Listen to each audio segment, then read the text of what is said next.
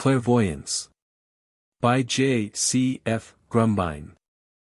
Publisher's note. This work is both novel and unique in its subject matter as well as in the treatment of it. It is original, inasmuch as it marks a new era in metaphysics and spiritual science. It is a book within a book. It is one of a series of teachings which form, as the author sees fit to name it, a system of philosophy concerning divinity, of which psychometry is the first series, clairvoyance the second, inspiration the third and psychopathy the fourth. Collectively, they establish a rationale of divinity. The author claims to be a seer. And while the philosophy herein declared and taught will satisfy the needs of those who recognize spirit, the spiritual nature and life of the world, its merits will and must stand the test of that invisible yet omnipotent guide which shapes civilization and evolves consciousness. There is a growing faith in the divinity of man and its potential functions. Supernaturalism as theologically conceived is scientifically absurd, but redefined literally, that is, given a spiritual not a dogmatic interpretation, signifies the depth of a rational perception of nature's forces and her unchanging law. Phenomena and noumena are correlative and coexistent in the sphere of causality. All is law, the embodiment and expression of law. The time will come when churchmen, like Professor Drummond and Lyman Abbott, will not be sacrificed upon the altar where the saintly Son of Man inspired their works in his name. England has paid dearly, she will yet pay more dearly, for the blood of a consecrated liberalism. The winepress is still red with the fruitage of a fading century, and the new age is framing a cross on Golgotha for the prophets of the future generations. Still the voice in the wilderness will not cease its celestial monotone. The prophet has his career, he must sow the seed, whatever the world may care for the harvest. It is destiny, it is divinity. Speaking of this omnipresent law of the human consciousness, a reformer of note has written, "The inspired men are fewer. Whence their emanation, where and how they got their power, and by what rule they lived, moved, and had their being, we know not. There is no explication to their lives. They rose from shadow and they went in mist. We see them, feel them, but we know them not. They came, God's word upon their lips, they did their office, God's mantle about them. And they passed away, God's holy light between the world and them, leaving behind a memory, half mortal and half myth. From first to last they were the creations of some special providence, baffling the wit of man to fathom, defeating the machinations of the world, he flesh and the devil, and, their work done, passing from the scene as mysteriously as they had come upon it. So is it, and so it will ever be, while their vision and works leaven and idealize society. It is this law which the author of this book seeks to make clear and, quite naturally, to prove that man is the oracle of the divine presence. The reason why this book was published first is that it is less technical and will prepare the student for the other volumes of this remarkable system of divinity. How do you find this book? Any thoughts about the book or the author? Any suggestion for improvement? Please take a moment to share your thoughts in a comment. If you like it, share it with your friends who might enjoy it as well. Subscribe to keep in touch. Visit CompleteAudiobooks.com for more quality content. Introduction. These teachings constitute one of a series. It forms a rationale or system of instruction for the unfoldment of the spiritual gift, the natural endowment of all souls, commonly designated clairvoyance. This system of philosophy is the simple solution of the mooted question of human clairvoyance. These teachings are neither abnormal nor supernatural in origin, nor are they to be regarded as unnatural. They appeal to the reason and are the corollary of nature's law and causation. Inspiration may be misunderstood, even denied, yet it is the most natural force in the world. Were it otherwise, it could not be. All thought is inspirational in character, source and end, and when truly analyzed establishes not only an a priori knowledge but the eternality of soul. Thought really is spirit vibration, and has its source, not in the brain, nor in any of its agencies or subordinate instrumentalities, but in spirit. To understand this, it must be realized that even organism has its origin in spirit. This we can both affirm and prove, for the soul is the basis, as it is the law, of all its functions. Organism and organs presuppose their spiritual prototype. Man as an entity, immured in matter, is to be analyzed spiritually as well as materially. He is to be considered, not as an inverted pyramid, but in his true relation to what he is, as well as what he manifests, that is, what is externalized. Organism is what it is, because soul is what it is. Never is man what he is because organism is what it is. Spirit, the organizer and seat of intelligence, makes not only organism but organization possible. Thus the brain is acted upon, never does it act per se. Thus organism obeys, never does it govern spirit. The brain demonstrates the existence of spirit, not its evolution or involution. Its office is to manifest spirit as a mirror reflects the image of a form. In itself it is non-existent, non-creative, non-evolutionary. Thought shines through it as light through a lens. The brain neither creates nor produces thought, it but reflects it. Thought as the effect of spirit is twofold in its mode of manifestation. Always remember it is from spirit, whether the spirit be on this plane or another, incarnate or excarnate, as these words are generically understood. Experience is thought realization. It is more than demonstration. Tuition is experience. Intuition is inspiration. Tuition is inspiration realized. A line of demarcation should be drawn between intuition and inspiration as universally or philosophically interpreted and understood. Intuition is the source of truth from within, this we designate divine inspiration. Inspiration is thought from a spirit or from spirits in or out of the material form. When in the mortal form such inspiration may be called telepathy or thought transference, and is often induced by hypnotism.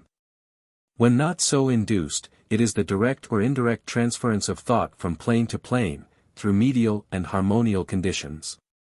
That inspiration is possible today, as it was demonstrable throughout the history of the past, evidence of a various kind could be cited.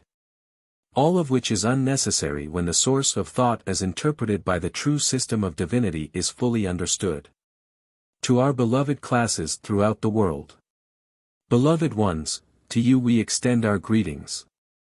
We meet you, as it were, across the silvery ocean of this life, beyond the valley of the shadow of death on this side of immortal life, not as strangers or sojourners in a strange land, but as those who feel the kinship of spirit. Who have awakened to the law of life and soul, and who realize that time and space, nor life or death, nor principality, height or depth, can separate spirits. In this sacred marriage of our spiritual natures by aspiration and spirituality, by spheres and planes of reciprocal love, we are one, though seemingly disassociated and separated by death. We stand within the veil, ever drawn to you, our love for you and our devotion to the cause of humanity, our consecration to the supreme good, as firm and persistent as when in the earth life. We played amid the shadows of the outward world as you now do, and we listened to the music of the spheres as nature vibrated it. Step by step, our unfoldment was realized, but little did we dream that every act, as every thread in the shuttle that moves to and fro in the loom of life, formed the character of our spiritual being. This is the lesson of error, the aim of evil, that, possessed of being, the soul should rise into its final expression, its apotheosis. The exercise of each organ, nerve, function, sense, faculty, perception of being, is for one purpose. All subordinate or collateral aims pay tribute to this purpose. It shines as the day star when all other orbs of light are destroyed. It towers as a flame, unquenchable and divine, when all other fires within the bosom are extinguished. It attracts as it fashions the soul in every plane and sphere, and it is the light that lighteth everyone that cometh into the world. It is the light of divinity that unrolls the shadows of life and death, truth and error, love and evil, in relative spheres of expression. It is the interpretation of the unchanging law, of the logos of religion, of the unspoken words of mystics, of the knowledge of science. It governs being. It is the will of God. All success, material and spiritual, must be won with it or they fail in their ideals. No superficial planes or height of being will avail to make it other than a consuming flame when shadows play in its aureole. Civilization, progress, history, are measured by it. It is the absolute standard of light. As science is evidenced by demonstration, so consciousness in its sphere of realization expresses the truth, this law, this apotheosis. As all drops of rain, as all springs, creeks and rivers are subject to the law of specific gravity of their elements and all tend to equipoise, so souls, in segregation and schools, move toward one end in one affinitization. Reality dictates the modes of spirit and psychic manifestation and expression. Life in every plane and sphere is harmonial and the exact illustration of the numerals in mathematical relations. Geometry is the exponent of the soul's progress in the light of the square, triangle, star or double triangle and circle. Thus matter serves spirit and both reflect and obey the law that geometrizes mathematics. Mathematics illustrates religion as science evidences inspiration. When either mathematics or inspiration are comprehended, or when their law of relation is perceived, the conflict between spirit and matter, religion and science, spiritualism and materialism, is at an end.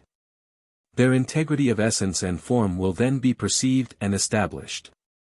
All thought in forms of tuition, intuition and inspiration, in outward symbols of manifestation and realization, are predicates of the soul's progress. Progress means literally going in, and the path of life is literally a going in from the night of ignorance and unconsciousness, and we use the word as expressing a degree of light and knowledge, into the day of truth. And hence illumination or the attainment of divinity or soul realization. Thus manifestation and expression of spirit are for this purpose and this purpose only.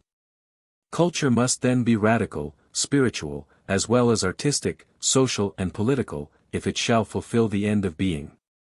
Education must be comprehensive, must include the science of the soul as well as matter, must include the philosophy of inspiration, as spiritualism teaches and reveals it, as well as sensuous knowledge.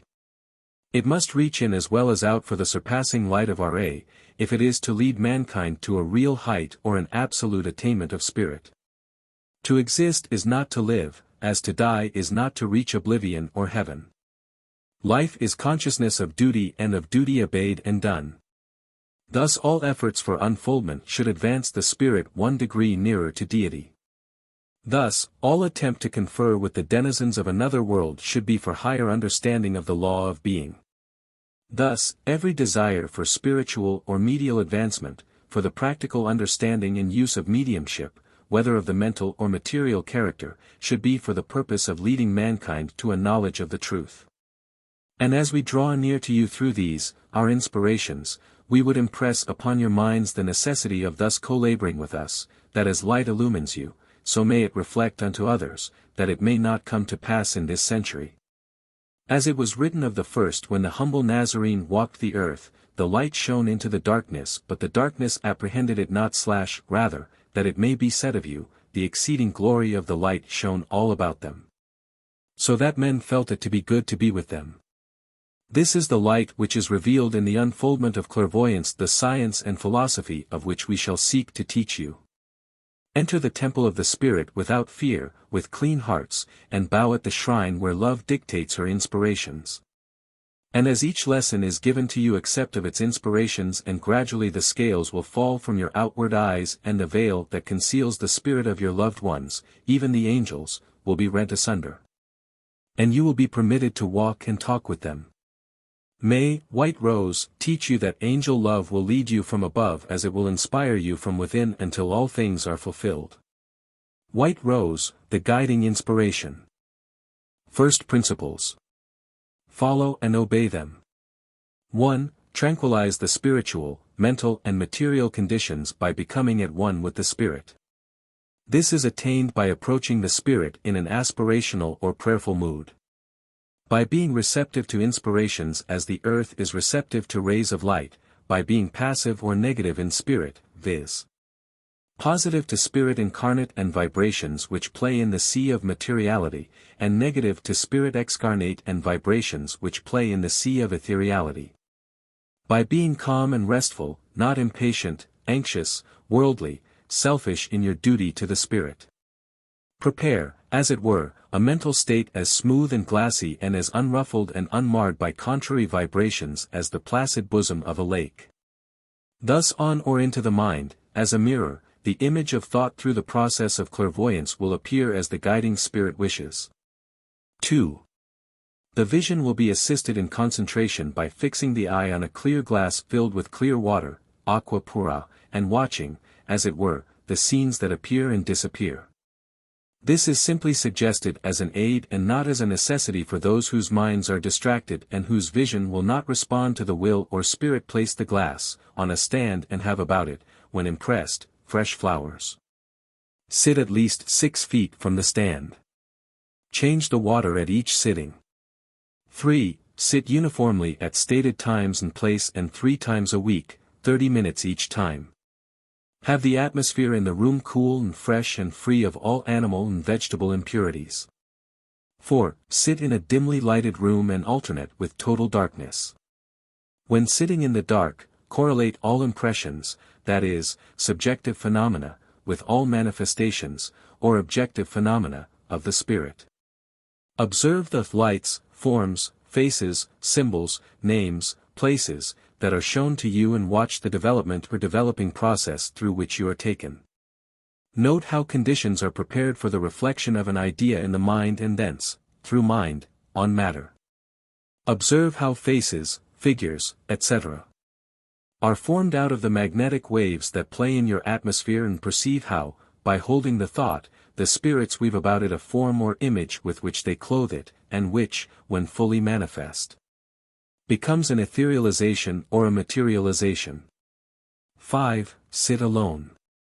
Avoid promiscuous circles and influences. Sit with and follow the guidance of no media, lest your development be destroyed, the forces scattered and the guidance set at naught. 6. Sit when conditions can be best adapted to the work at hand. The morning or evening hours are the best. 7. Sit facing the east, that you may be in line with the spiritual or electrical wave currents which move eastward from the west. At night sleep with head to the north by east. 8. A very light lunch before retiring is allowed. 9. Be uniform in diet, sleep, habits, recreations. 10. Pursue a vegetarian diet. Avoid, so far as it is possible, meats, stimulants, tobaccos, condiments, all greasy substances. 11. Live a pure, unselfish life, as spirituality has much to do with clairvoyance. It furnishes a clear atmosphere for the spirit and thus extends the range of vision by furnishing a lucidity for definition and penetration. 12. Music is a valuable accessory and helps to bring about the necessary concentration. 13. As unfoldment means a gradual attainment of divinity, clairvoyance is subject to the law that governs divinity. Do not force results, but remember that though you are unaware, you through effort are reaching the end in view, and by holding the forces, and cooperating with, and not by grieving, the spirit, you will attain to that soul elevation where, as in a mirror, the spiritual universe will appear reflected. This will be neither a mirage of the vision nor a delusion of the senses, but a fact of being. Go often with the Son of Man, the teacher of Galilee, to the mountains and not only pray there but breathe the lessons of the heights. 14. Keep the body and clothes you wear clean. 15. During the process of unfoldment, go where the best music and lectures may be heard and where paintings and scenery of a high order may be seen. Above all, live a simple, natural life, and keep close to Mother Nature. 16. Read the best books on all subjects that lie within your sphere, and seek for knowledge everywhere. Mediumship, and its unfoldment, depend for its practice upon inspiration and education. A word about the experiments. It is not intended that the experiments which follow each lesson should be applied abstractly. Rather, they should be tried in all conditions of life and environments, as they are susceptible to manifold variations and implications. They are both esoteric and exoteric in character and touch necessarily upon the field occupied by psychometry. However, if the student will apply himself diligently to them, caring the most for successful results, and the least for predisposed prejudices as to their impracticability or for the antecedent condemnation of the mother Grundys of both physical, social and psychological science or the ipse dixit of self-elected infallibility, that spirit of research and consecration will bring their rewards. Lesson I: Clairvoyance. Its definition and office. In this series of teachings we shall not attempt nor seek to effect the impossible. We are aware that clairvoyance, together with every other gift of the Spirit, is the natural possession of all beings. We are aware that, whatever may be its definition or office, it has a place in the domain or nature, as is attested by the history of the alleged miraculous. We are aware that though it is a faculty or possession of the mind denied by the agnostic and material scientist on the general ground that spirit as such has no existence separable from brain or organism, which position has been proven false by the recent phenomena of hypnotism, mind reading and telepathy. Yet we maintain that clairvoyance is the natural seeing of all creatures. The seemingly strange and inexplicable phenomena of clairvoyance, though repudiated by certain scientists as the result of abnormal action of the mind or as the effect of hallucination and hysteria, have made a very profound impression on a more earnest class of scientists, who, like the eminent Prof. Alfred Wallace, Crookes, Zollner and others, have applied an intuitive test, nay, have applied even a material test, and found them to belong to a psychic realm, in short, found them to be just what they purported to be. The mental as well as the physical phases or forms of the spiritual manifestations respond to their specific tests and prove by so doing their sphere or place in the range of nature's phenomena. The spirit, whatever may be the hypothesis of its origin or composition, is one of nature's possessions, and by this we mean, it, as truly as any so-called elements, has a sphere in the universe and is explicable by her unchanging law. By nature, we mean the realm inclusive of all forms of life. Spirit demonstrates its being as well as powers through the medium of nature, and in the sea of her causation or law, it expresses itself. Whatever may be its wonderful and eternal endowment, nature receives the reflection of it in her realm of causes and effects. She is the sea in which spirit swims, as ether is the medium that permeates all matter, and into this sea, as a mirror, the spirit reveals itself. The subtle and indivisible consciousness, inexplicable to both the scientist and philosopher, manifests here in nature with no less concern for and obedience to law as the elementary compositions of matter and force. Psychology, as well as physics, belongs to nature and her processes, and there is not anywhere in the domain of being that is not comprehended by nature.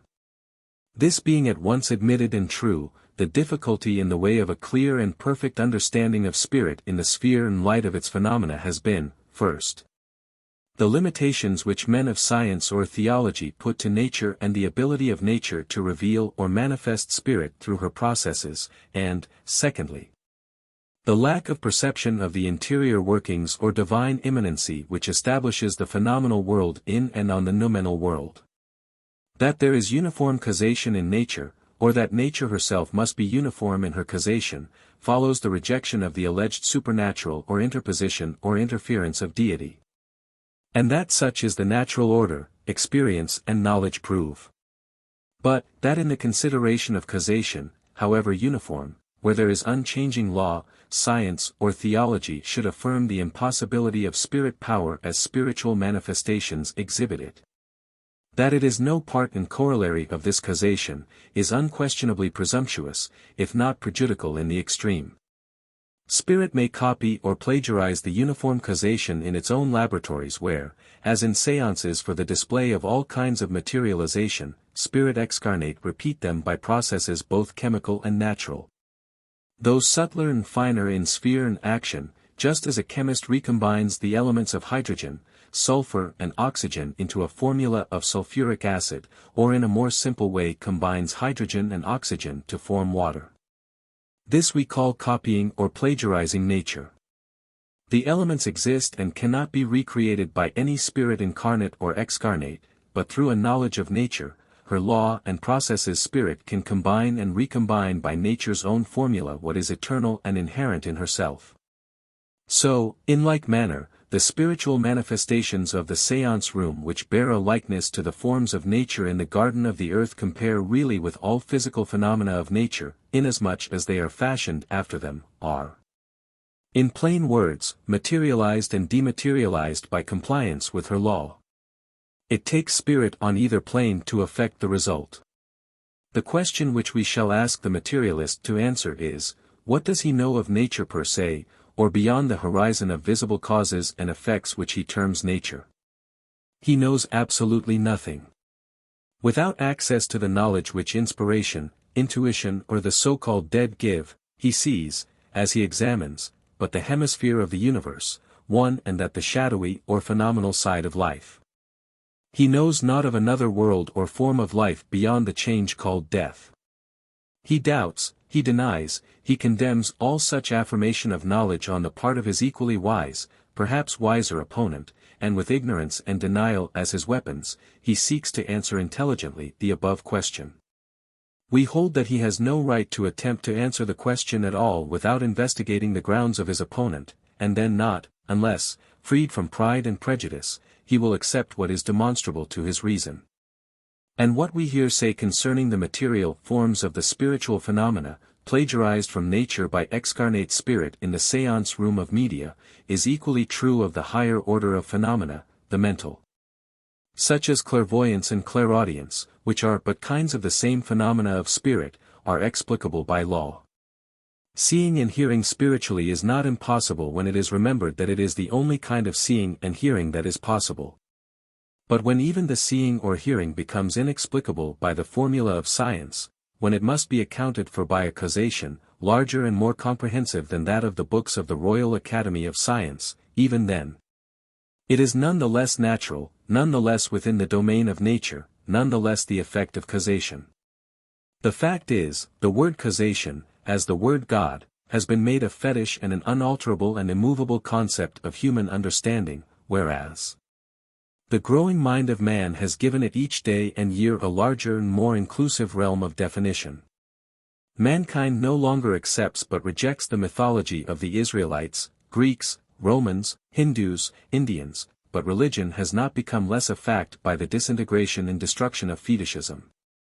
So, also, in the realm of science and philosophy, systems of thought have been devised by noble minds and each created a concept or formula of truth, yet larger and deeper, seemingly, grew the ocean of truth as each life touched its waters.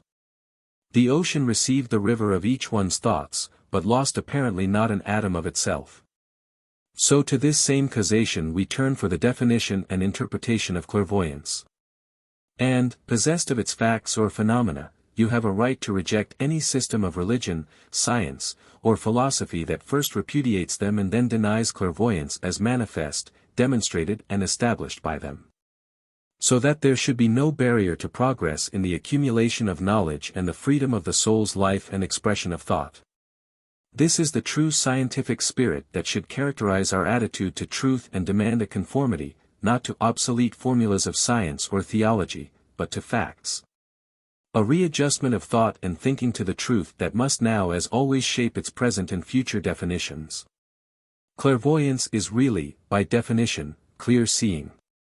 It is the awakened and awakening consciousness, and as such comprehends all that is designated by eyes, senses, faculties, intuition, mind and spirit. Among the Greeks it was likened to Apollo, who bore the flame of Jove around the world in a torch of piercing light, and by the Egyptians it was likened to the all-seeing eye that never slept. Consciousness, as we here designate clairvoyance, is the most inclusive synonym that could possibly be employed to illustrate seeing. For between seeing and perceiving, or seeing through anything, there is but a slight shade of difference of thought or meaning. To see anything, as the phrase is commonly used, is to see the outward form or proportions, and thus to understand the superficial definition. To see through anything is to see it not only in outward form but in essence, or as it is, and thus to perceive it and receive a true conception or definition of it. Seeing thus leads to perceiving, and may be called the means whereby one sees. Yet what we here teach concerning seeing in contradistinction to perceiving must not be given a literal signification, but it must be taken in the broad, spiritual sense.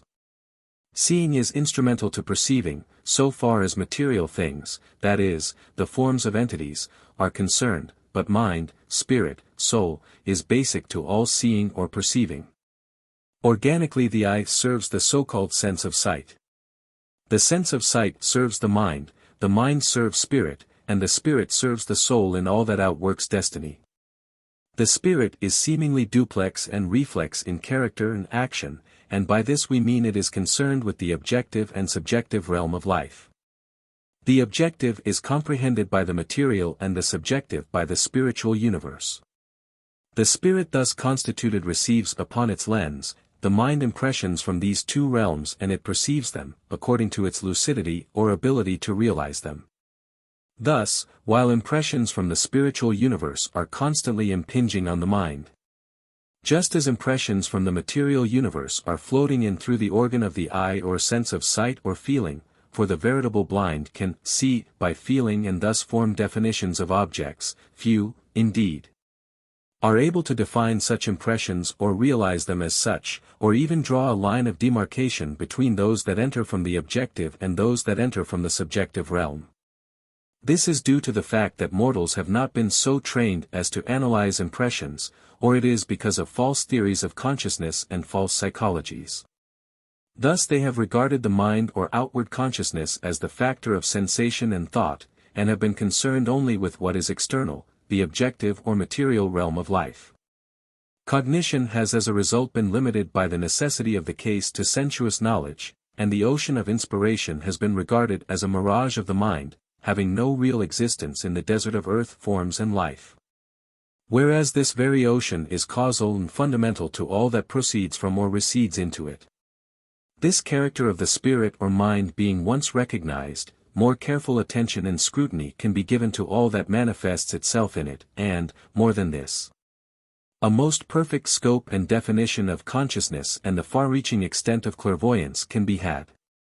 The objective and subjective realm are one in one perfect correlation and integrity of law.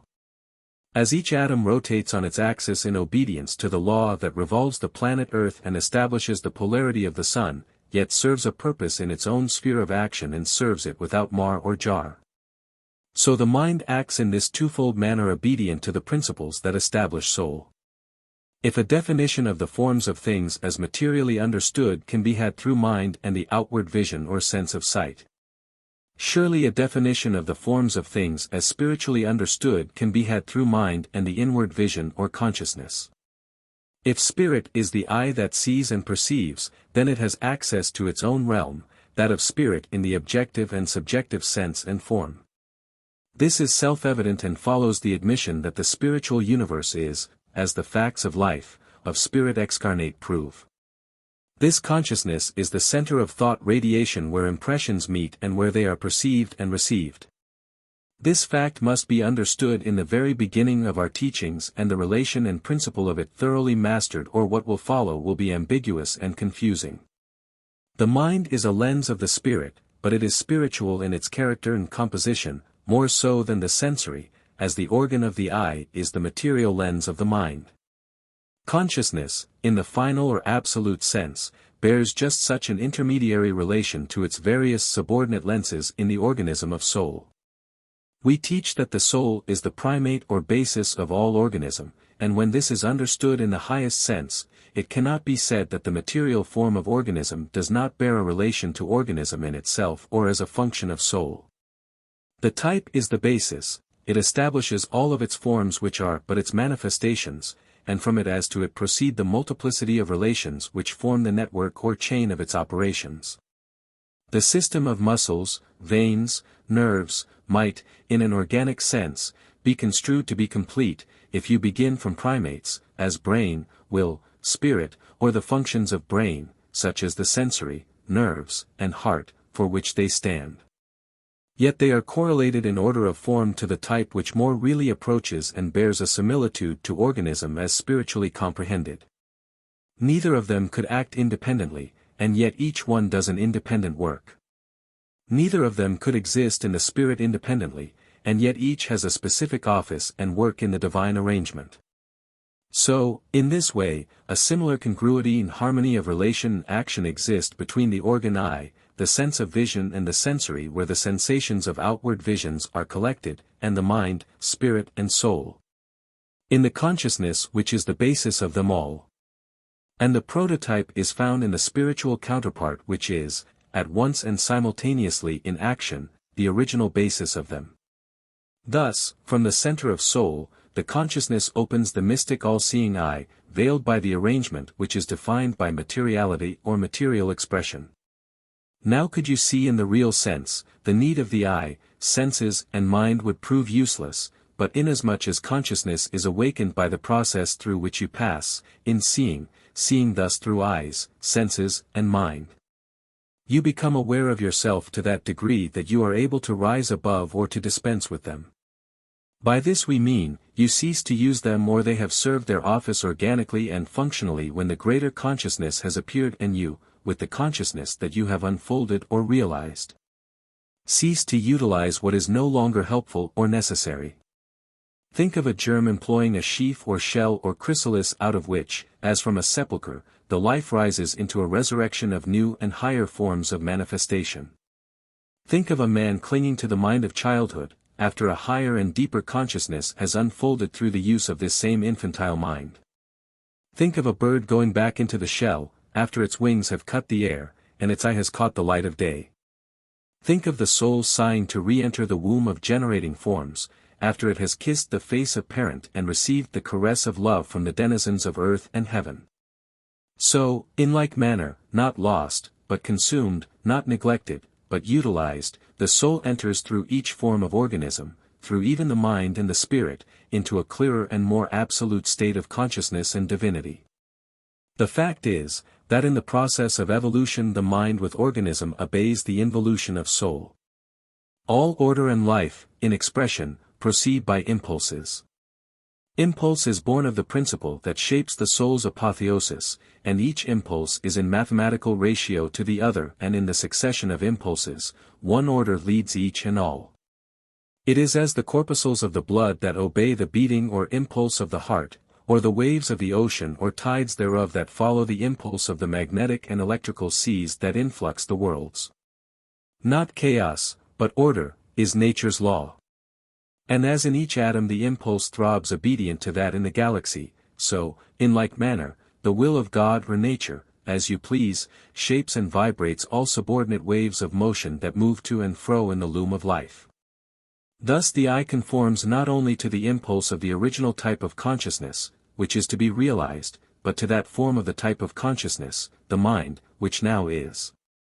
Or, vice versa, consciousness conforms to the extreme limit of it in materiality, the eye, which sees because mind is in touch organically with it.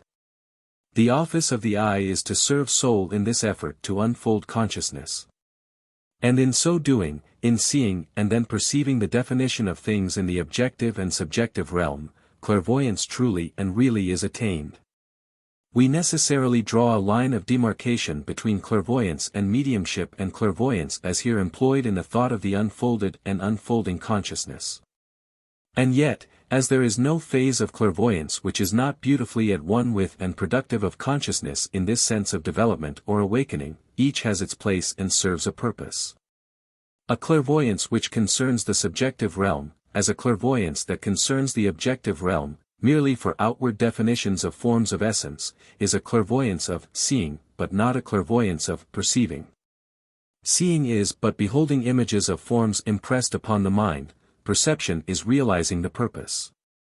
And if appropriated, it is gaining lucidity of consciousness, by which a clear vision of higher and more subtler spheres and planes of life may be realized.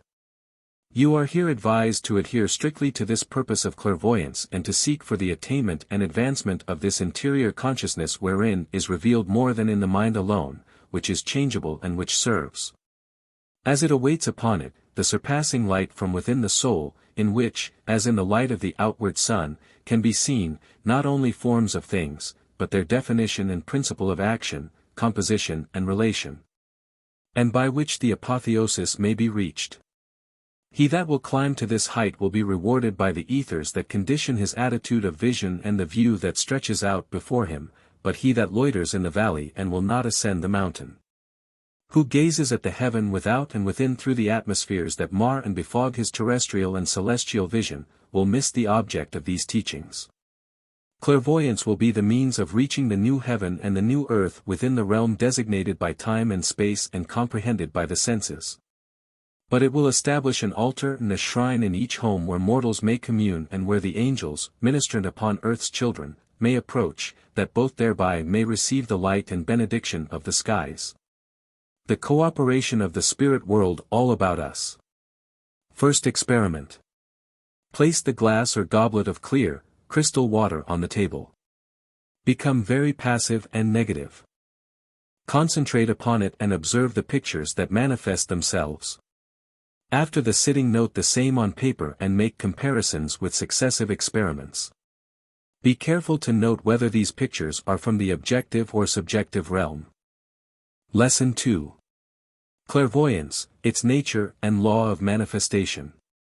We have shown that consciousness in the sphere and light of clairvoyance and that clairvoyance in the sphere and light of consciousness are fundamental to a definition of being. We have sought to elucidate how as the consciousness is unfolded, both seeing and perceiving become more marked and extended, if not more penetrative and piercing in their respective spheres of action. What obtains in one sphere and plane of vision, so far as the nature of clairvoyance is concerned, obtains with precisely the same purpose in successive spheres and planes.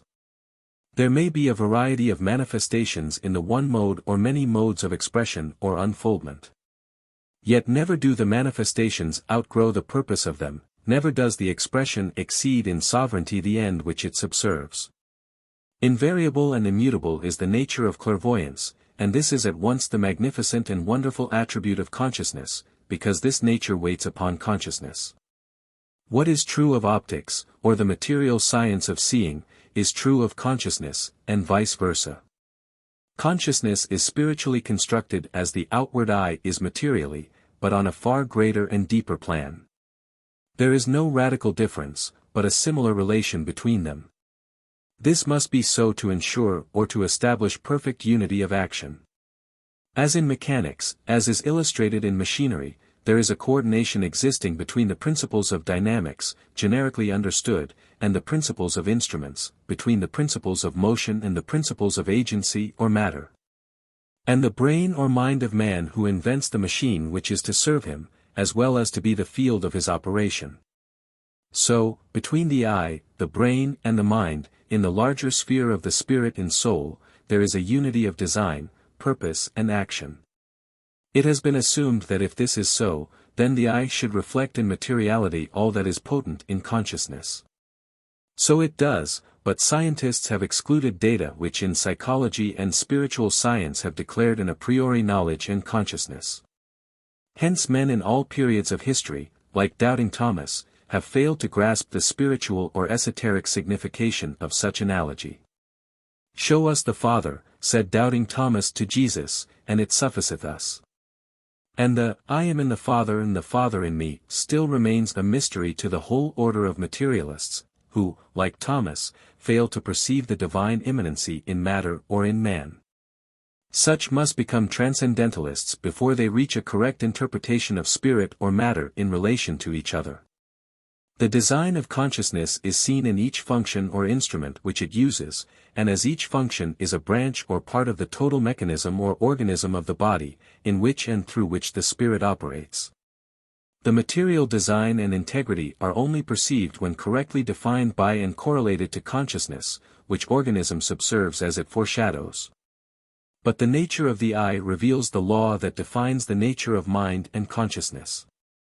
As in an apple, the nature of a part is that of the whole, and the apple is in maturity what it is in the fact of seed, or tree, so permeating the whole material frame of spirit, the nature of the consciousness is revealed. In this sense, the eye becomes at once the key to the nature of clairvoyance. For if in it or on it the nature of consciousness is manifest, then the purpose of consciousness, as we understand it, in the light of clairvoyance, will be perceived. Deeper and broader the vision may become, but the nature of it will remain unalterably the same. The I is the citadel where you, the personality, is posited to receive the impressions which play upon and enter your sphere or vision. You see and perceive them, and in so doing, reveal the nature of spirit and consciousness in the light of clairvoyance. Two conditions enter into the ability of seeing, in the objective and subjective realms, in the material and spiritual universe. The first is light in the material, and, second, light in the spiritual sense. The organ of seeing, the eye, has no ability to see in itself, for if it had there would be no need of mind. It might, as a mirror or a placid lake, hold images of outward things in its myriad of lenses, but these would vanish with its own disintegration. But, even in such an instance, light is necessary for reflection. There is no reflection without light, which must give or make the reflection possible. Thus the eye could receive no image of outward things in darkness except darkness which is a form of light and holds concealed in it all definition of things. The light of the sun, moon and stars, or artificial light, is absolutely necessary for a material definition of things. And only where this light obtains can the mind cognize sensations which carry from the world of phenomena to the world of spirit the results of seeing. But, on the other hand, expose the inoperative organism of any person, the house vacated by the tenant, to the light of the sun, and when life is extinct the light of the world has no message to the spirit. The transition of the spirit from mortal life puts an end, for the time, to both sensation and seeing, as literally understood, and this light, which makes a definition of things possible, has served its purpose, so far as this person is concerned. It bears no sensations to it. The body does not feel, though it may receive the ravages of disease, and while light plays about old and decaying forms, the life or spirit receives none of its potencies. It has reached a realm where the need of the light of sun, moon, stars and candles has ceased. Eliminate, if you can, in the problem of the soul's apotheosis, the mind as the lens of the spirit, upon which it be impressed and through which are perceived the sensations and images of sensations from the outward world, and light, as thus received, would fall as it does in the spaces about us, but, by virtue of the divine arrangement of the human frame to mind and spirit, not one ray of light is lost. As long as consciousness is maintained through the mind and organism, so long does the light from without serve its purpose. Some see little, others see more, as the degree of consciousness perceives, but the end is reached in all. There is, however, a perfect and beautiful correlation and adaptability of rays of the light of soul to rays which are regarded as material in character and derived by chemical processes and combinations. For it is these rays of light from within the soul which, interblending with and correlating themselves to the material rays of light, that make vision or seeing at all possible. There is, then, the light of consciousness as well as the light of manifestation or matter. One rules phenomena and the material universe, the other spirit and the spiritual universe. In sphere of law and action both reveal the same nature. There is harmony existing between the eye and material rays of light, and the consciousness and the spiritual rays of light, and both are interlinear, that is, one in one and one in many and vice versa, in every plane and sphere of consciousness. For instance, a child, in approaching knowledge from without, sees outwardly in relations or definitions of things only that which the spiritual rays of light from within the soul give it to see. In other words, though the whole world is lit by the light of the sun, it sees it but not to perceive it, and the latter occurs as the former only really when the perfection of the sphere of light within and without is attained. Thus experience waits upon inspiration and tuition upon intuition, and science upon revelation in the eons of time and eternity. Thus the development or education of the child is from within outwardly, both in the seeing and perceiving of rays of light and what they define from and in both realms. This light of consciousness is the light that never was on land or sea, because it has its residence only in the soul, and must there be perceived and realized. It is called the light of truth, and to spirit excarnate it is the light of the spirit from within its own mystic realm. This light is the law of material light and dictates its phenomena. Its spectrum is uniformly the same. Its colors have the same signification. As there is one white light in both the material and spiritual universe, the nature of both are the same. Both interact harmoniously to reveal consciousness. This nature of clairvoyance of which we speak is the law of consciousness that makes clairvoyance the source or means of acquiring truth. If you would form two circles and in one place the SQN at the center and in the other the spirit, through which the spiritual as in the other the material rays of light proceed, and make each degree a ray of light, paralleling the other in both circles, you would form a clearer notion of what we seek to teach by the interrelation of the two forms of light. Number 1 in the circle of the sun corresponds and interacts with number 1 in the circle of the spirit, and ever in mathematical ratio and geometrical progression. As the unchanging law destinates both circles, a turn from one toward two designates a higher unfoldment of consciousness. When number 360 degrees is attained, the spirit has ended its expression, it passes through the change called death and outworks other degrees in the succeeding circles of spirit. Be it not forgotten that 1 degree designates a circle in itself where spirit and matter interplay in this field of twofold light. The attainment of the soul's victory over matter is achieved in this transition in the circle of soul. Thus the manifestation of clairvoyance is obedient to this unchanging law which opens the vision as it deepens the consciousness, and which reveals inspiration and spiritual rays of light as earth spheres are utilized and states of consciousness realized.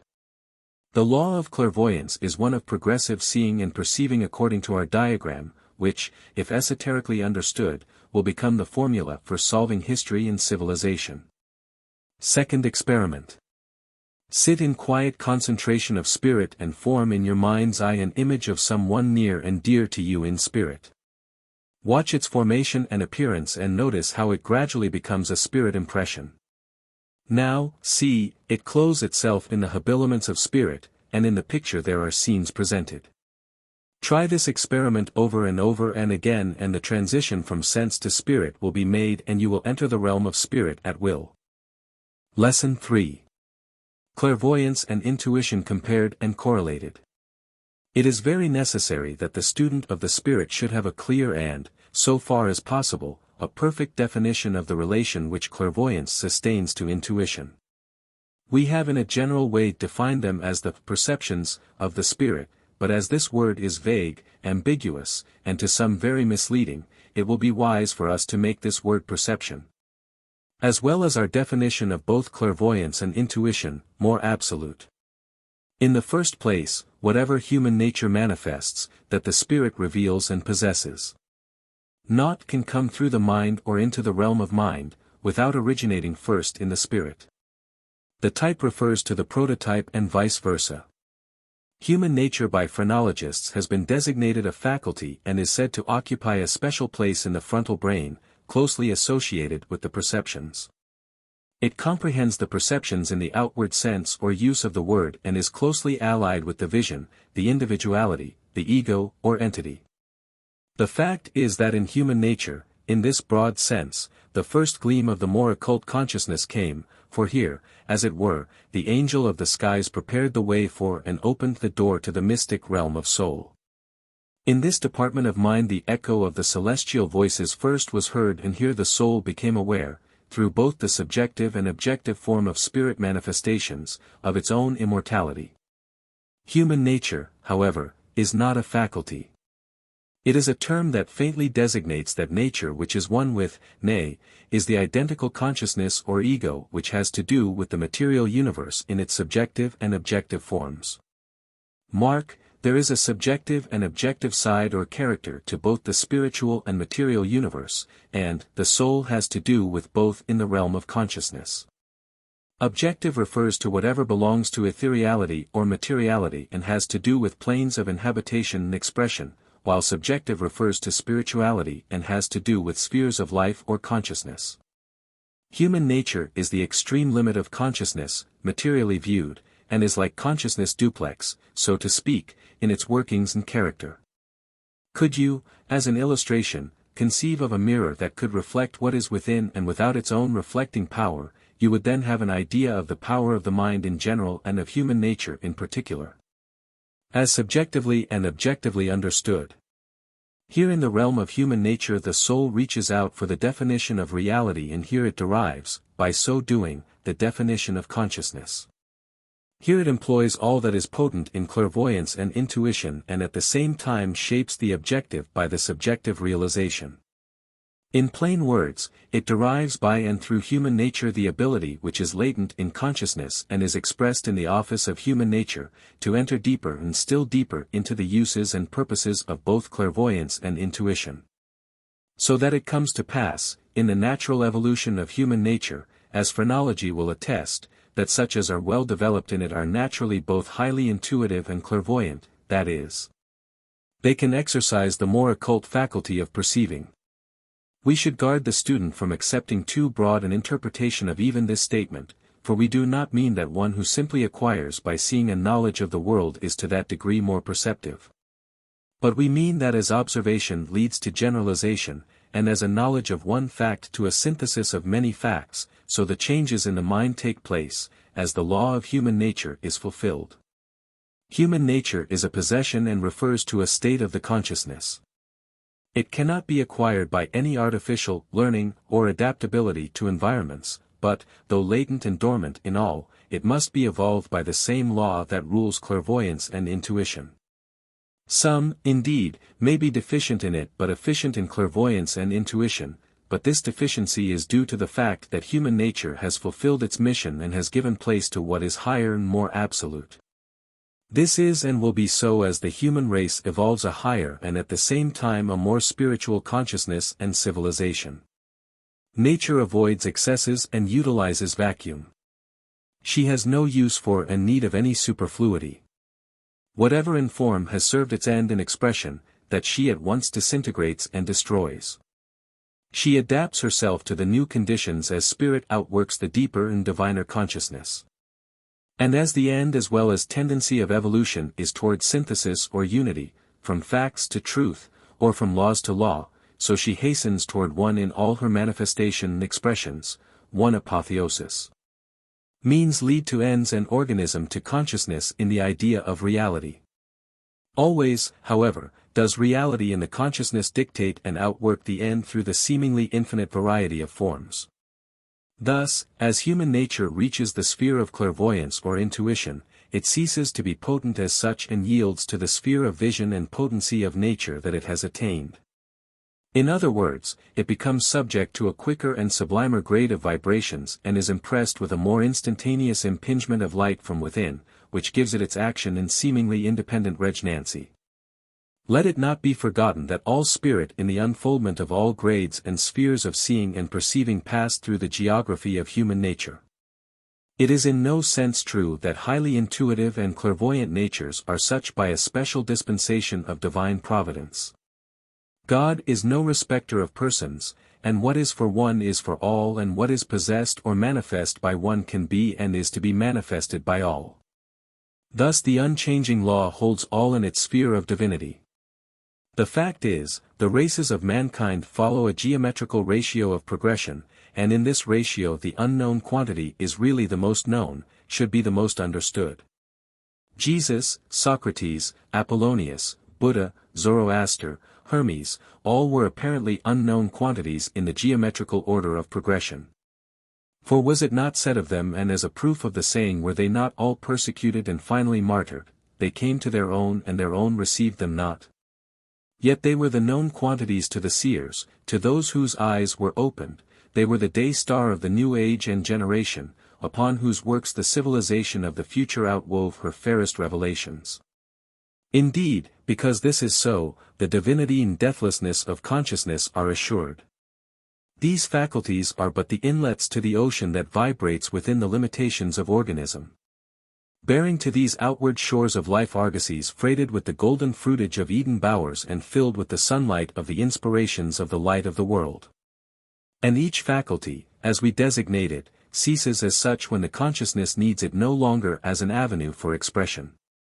Thus memory becomes an open book, in which the past, present and future can be read, when you have outgrown the use of it as defined by your prejudice of it. When you do not believe that it is allied thus to consciousness, when you limit it to the earth plane, when you make it and its office but a servant of your conscience and consciousness. Then wonder not that the full potency and radiance of the all-seeing eye are denied you. Herein, then, lies the mystery of perception, that embodied in and utilized by human nature, it unfolds its power and sphere as human nature serves its end, but its law is the law for all that follows it in the domain of consciousness. Perception is the word which designates the more interior faculty of seeing and has to do with realization. Human nature is the perception specialized, that is, embodied in a source of analysis based on observation. To perceive anything is to utilize human nature. Here the spirit derives its susceptibility to consciousness in the sphere of evolution. Consciousness, as a quality of the soul, is as eternal as soul and is not produced by organism or the processes through which the soul becomes aware of it. But human nature and perception as thus used, the latter superseding the other in the order of faculties, and the former being a basis to the development and realization of the latter, are very closely affinitized to clairvoyance and intuition. Both are more interior in the realm of consciousness or soul, and both are realized at a certain degree in the development of consciousness. Never is either human nature or perception, in the mind or soul, free of the cooperation and action of clairvoyance, in this sense, but as all seeing is clairvoyant, yet all perceiving is intuitive in character.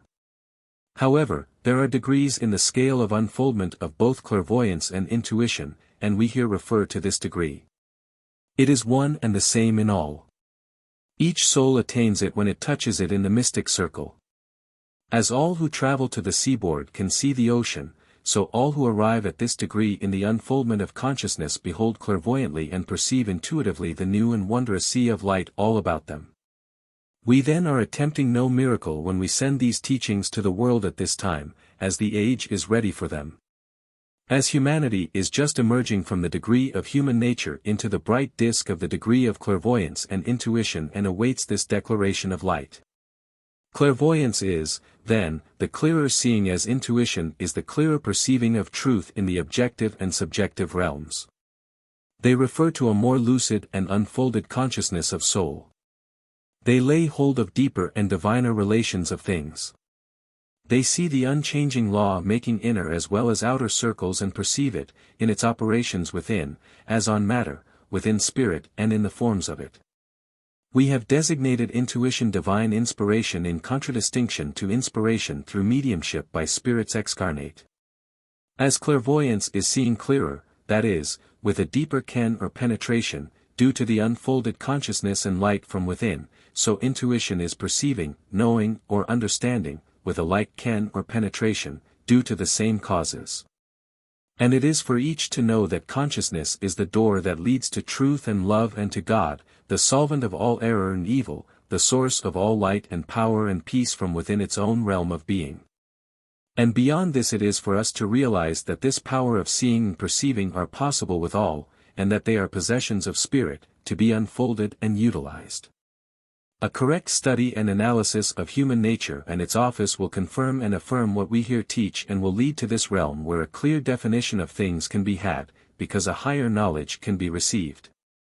Clairvoyance and intuition thus work in mutual reciprocity of sphere and aim, and lead the soul away from matter and the outward rays of light, away from reflections and shadows with all their entanglements, away from the quagmire of selfishness, into the realm of inspiration, where the light of God and the magnetic seas amid luminiferous ethers bring the vision and perception into a more perfect harmony with divinity. Experiment 3. Do you realize any unfoldment of spirit as thus declared? Study well yourself and answer from the depths.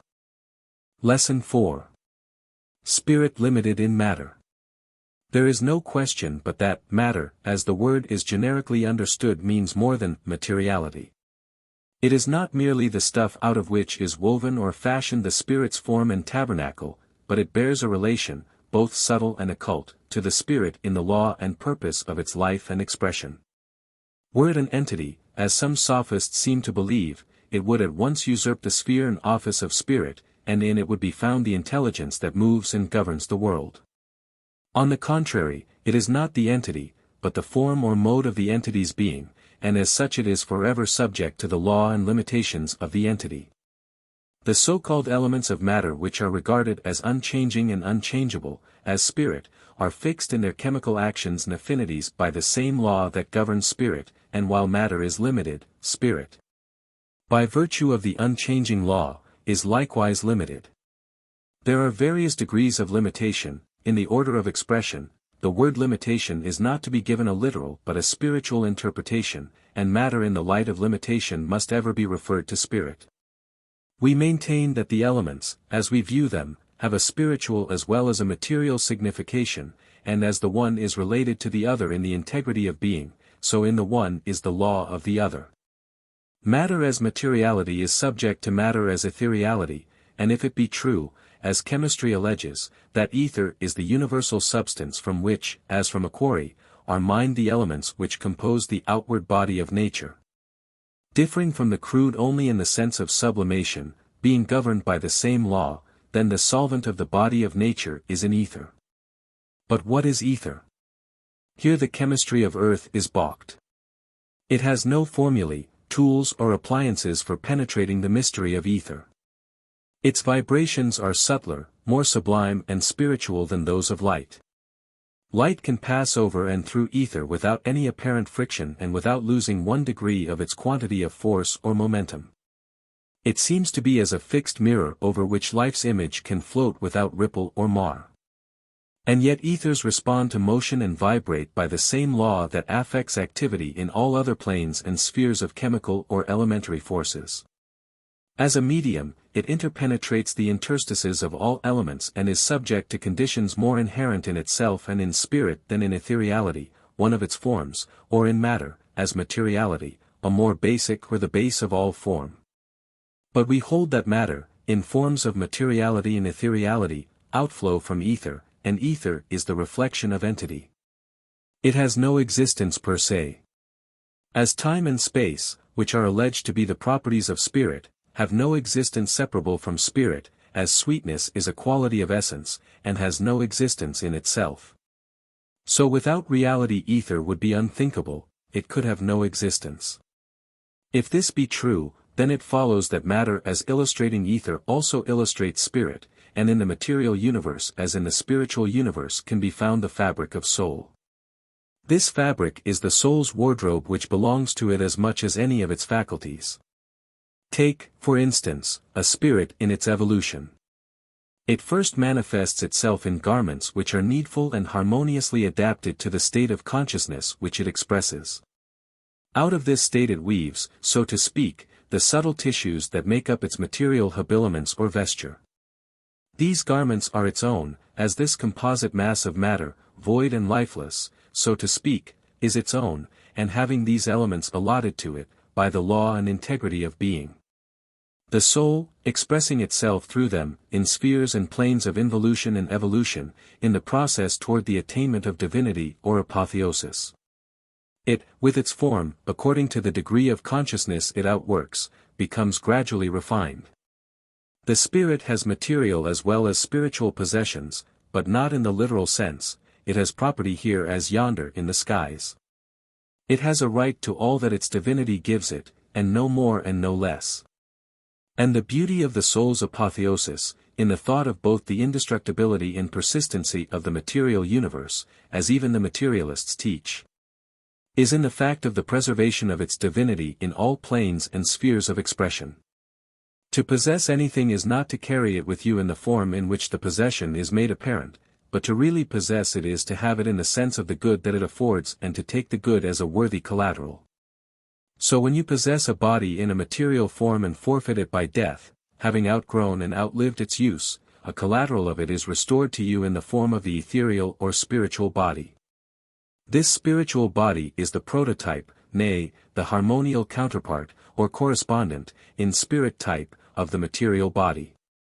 And this finer body, which the excarnate spirit employs, is no less a possession, is no less the fashion of its personality, is no less a type of what will follow in the evolution of the soul as the earth form. Indeed, as the soul is to its consciousness in both planes of inhabitation, the body is to the spirit. In the first body of the spirit is the idea of the fundamental and ultimate personality.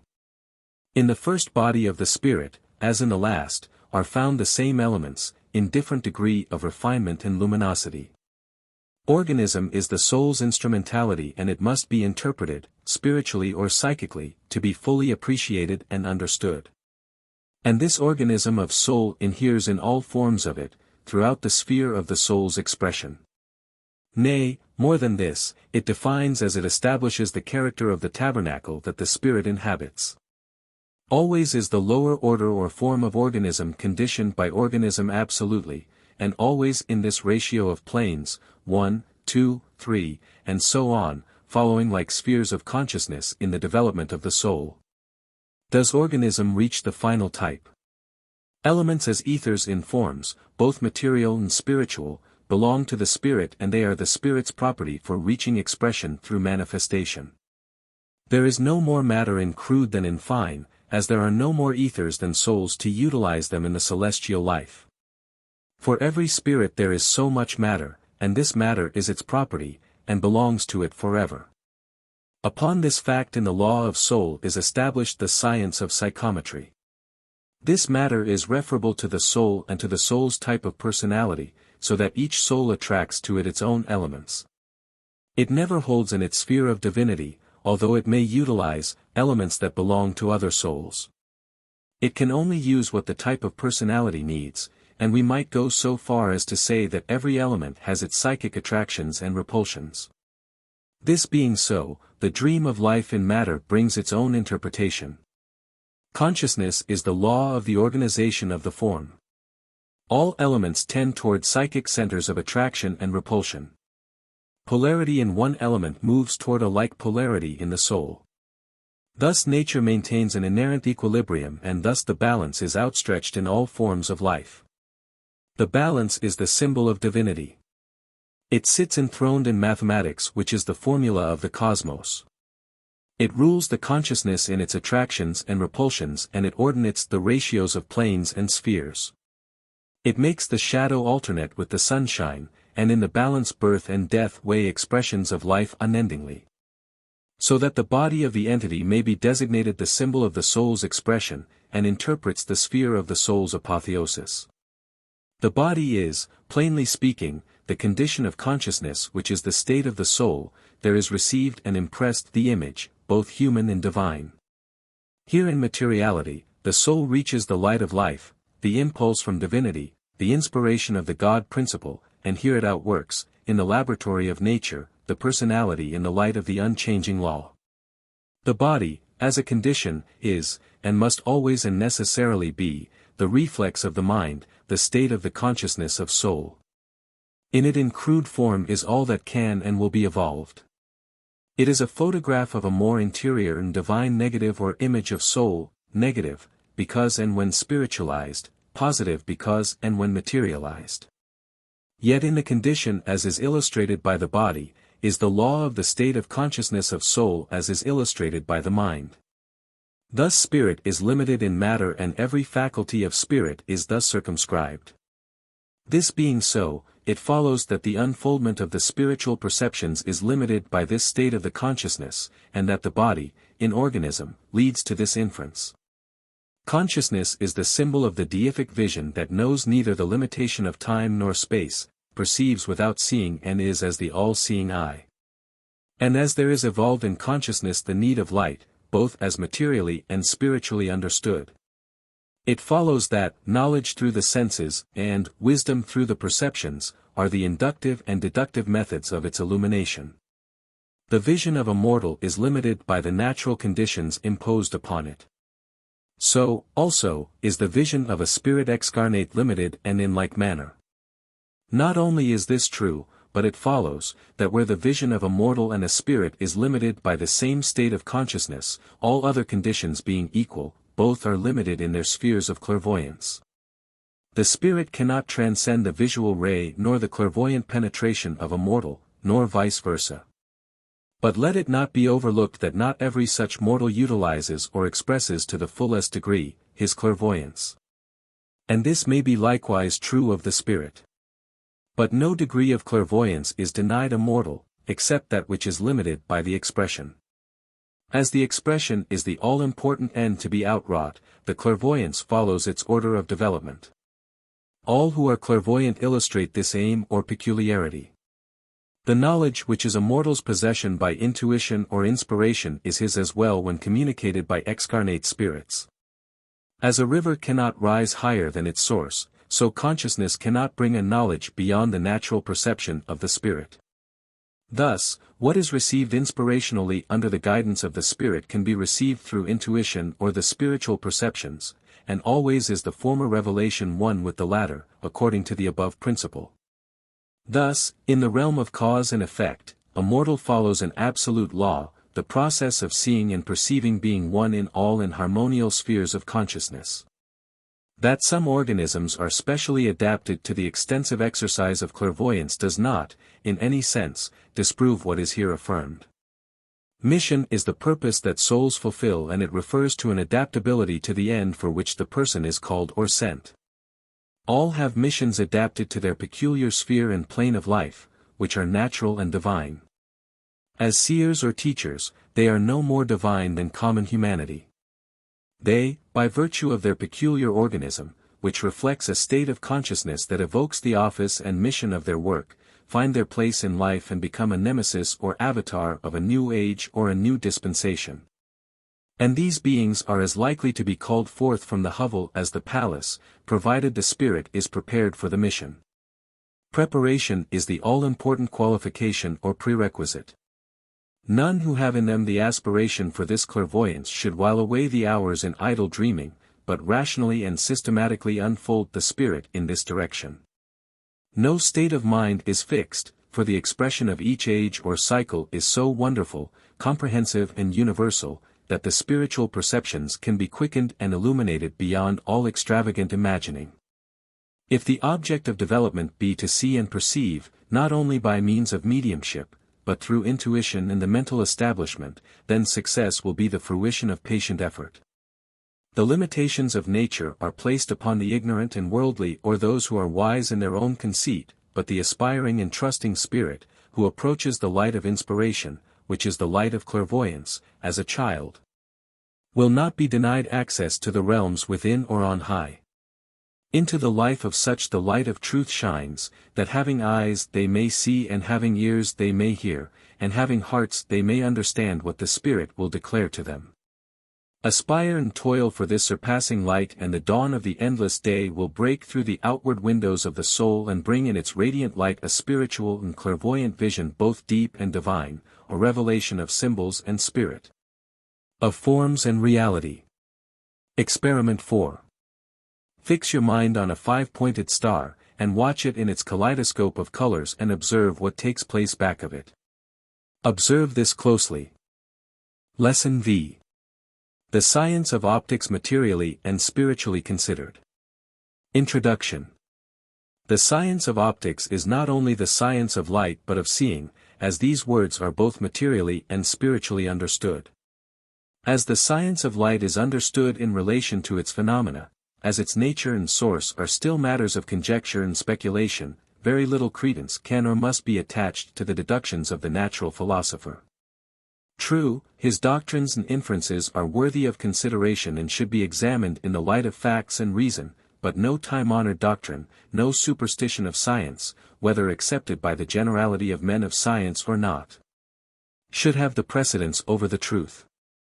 There is no form of science, in any of the many departments of knowledge, which is not temporal in its inductions, and, hence, which does not illustrate relations. Forms or systems of truth change as the type of involution becomes a type of evolution.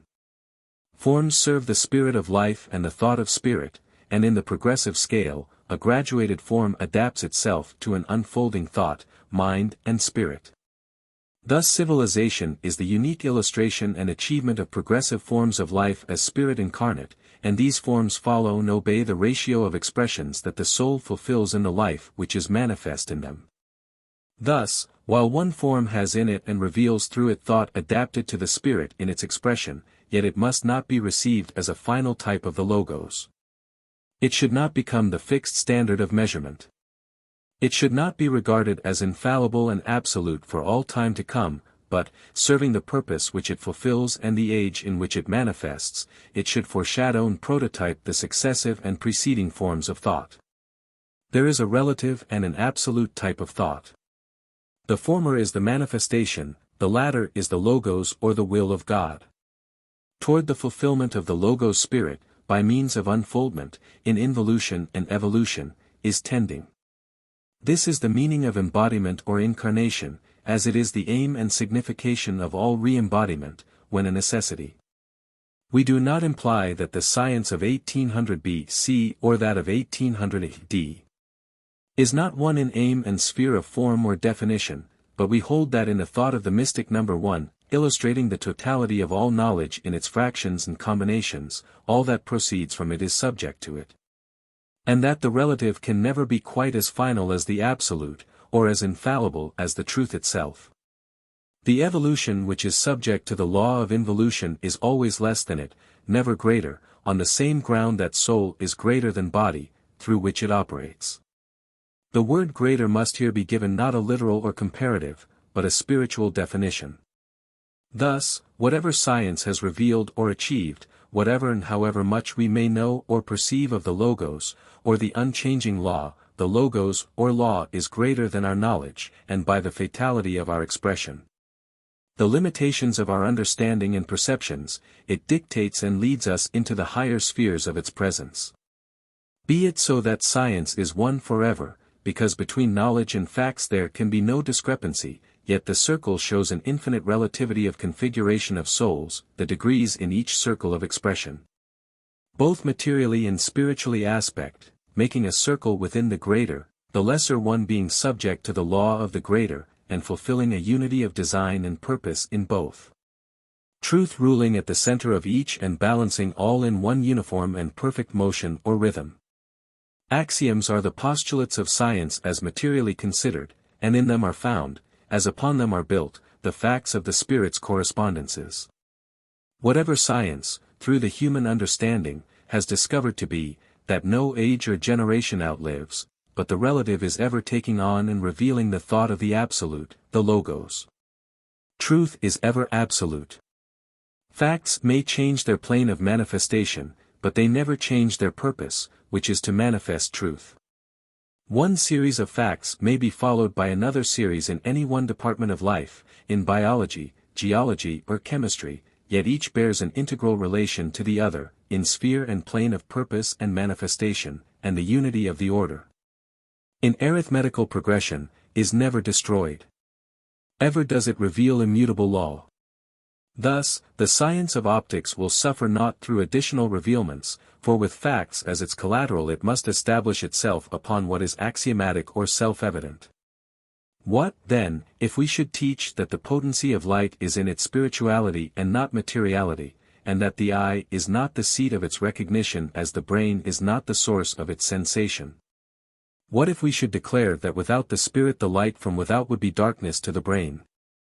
What if, after examining the claims of the materialist, we should affirm that the spirit, through its own light, parallels in materiality, nay, interblends, by a process beyond the analysis or understanding of man, its rays of light with the affinitizing rays of the sun, so that there is a sphere of light formed, in which the soul forever exists?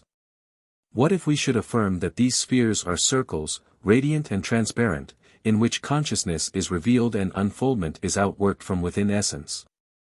What if, at last, we should declare that each soul has its spheres of darkness and light, as well as its spheres of light and darkness, that have been utilized and exist only in the forms of consciousness, that have been fulfilled, but which are omnipresent? This is the purpose of this lesson. The Spirit is the source of all finite light, as God is the source of it. It has its own light, which is as many times more radiant and clear than the sunlight as it is more luminous than its negative, the contrasting darkness. It is the light of essence, of being, of love.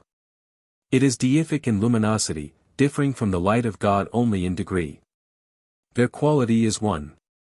This light is colorless, but is, in the chemistry and media of earth, through prisms and the spectrum analysis, of 7 colors, or 3, in 4 complementary forms, making a uniform octave. These colors are red, yellow and blue, making the complement of 4, orange, green, indigo, violet, and the 7 in all. A perfect and proportionate interfusion of the 3 or the 7 will produce the white, more or less pure as the colors and media are pure. As spirit is indefinable in form, so light is so in color. None of the 7 colors or the 3 can truly define it.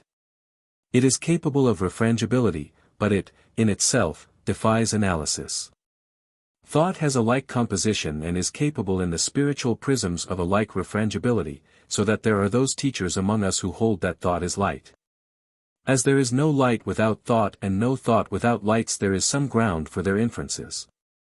We, however, hold that light is a quality of thought but is not thought.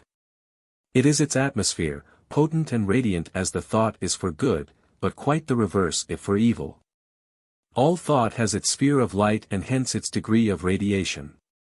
It interblends with like rays from all psychic centers. It correlates itself by an integrity or law of spheres to thought in all planes, and in uniform degrees of vibration. Material light, so called, is thus affined to spiritual light, with this difference in souls, that the particular ray is to the general what the general is to the particular. In plain words, one soul is to another soul in sphere and plane what one sphere is to one plane of souls. As the sun is the source of material light and God is the source of spiritual light. Souls live and move and have their being in both by an order and ratio of spheres and planes which are mathematically correlated and exact in both the material and spiritual universe. The outward ray that reaches the sensory responds to the inward ray that correlates itself to it, and when the fusion or union is formed, the sensation of light and thought is apprehended and defined. Perception follows a deeper light, and while it is subject to the same law, yet it is more interior and mystic in its operations. It works through lenses and apparatus that are so refined and spiritualized that no adequate conception of them can be formed or a definition or illustration given in the language of earth. The eye, the organ of vision and sense of sight, form the cabinet where the forces, in the laboratory of spirit, are gathered and concentrated and where visions of things are made up. Here the ego or spirit through the medium of the sense acts as a cabinet chemist, and, connecting the psychic with the material ray of light that enters the pupil of the eye, the outward curtain, through which the light enters.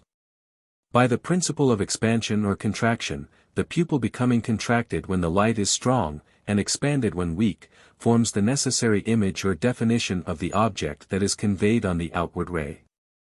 The retina of the eye is the outer cabinet, a camera obscura, or a darkened chamber, where the outward or material rays are married to the spiritual rays from within. This retina or camera obscura is dark, not in the spiritual but the material sense, and for the same purpose that the cabinets for physical manifestations, through mediumship, are more or less darkened. The retina thus becomes negative to the positive, as the positive becomes negative to the rays of correlated light. The womb of life in all forms of organism is constructed on and operated by the same principle. Wherever generation of life forms or thought is to take place, the process is one and the same, the differentiation being in mode or process, not in principle. Darkness is a condition for generation. Life entering forms follows the same law that controls life entering thought spheres. Each spirit is born and reborn in this sense, from plane and sphere to plane and sphere forever. Here in the retina, the light of the spirit reaches the rays of light through the eye and from the outward sun, and they are not absorbed here, but rather they are fashioned into the form that is conveyed by the thought of the ray from within. The sense or sensory is the medium of translation. Here the form is given its spiritual type, its idea. And the significance of this is in the fact that only those outward forms are sensed that are received.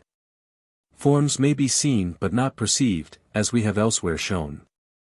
The spirit operates in this way, that the forms or definitions of outward things in the light of thought may be received.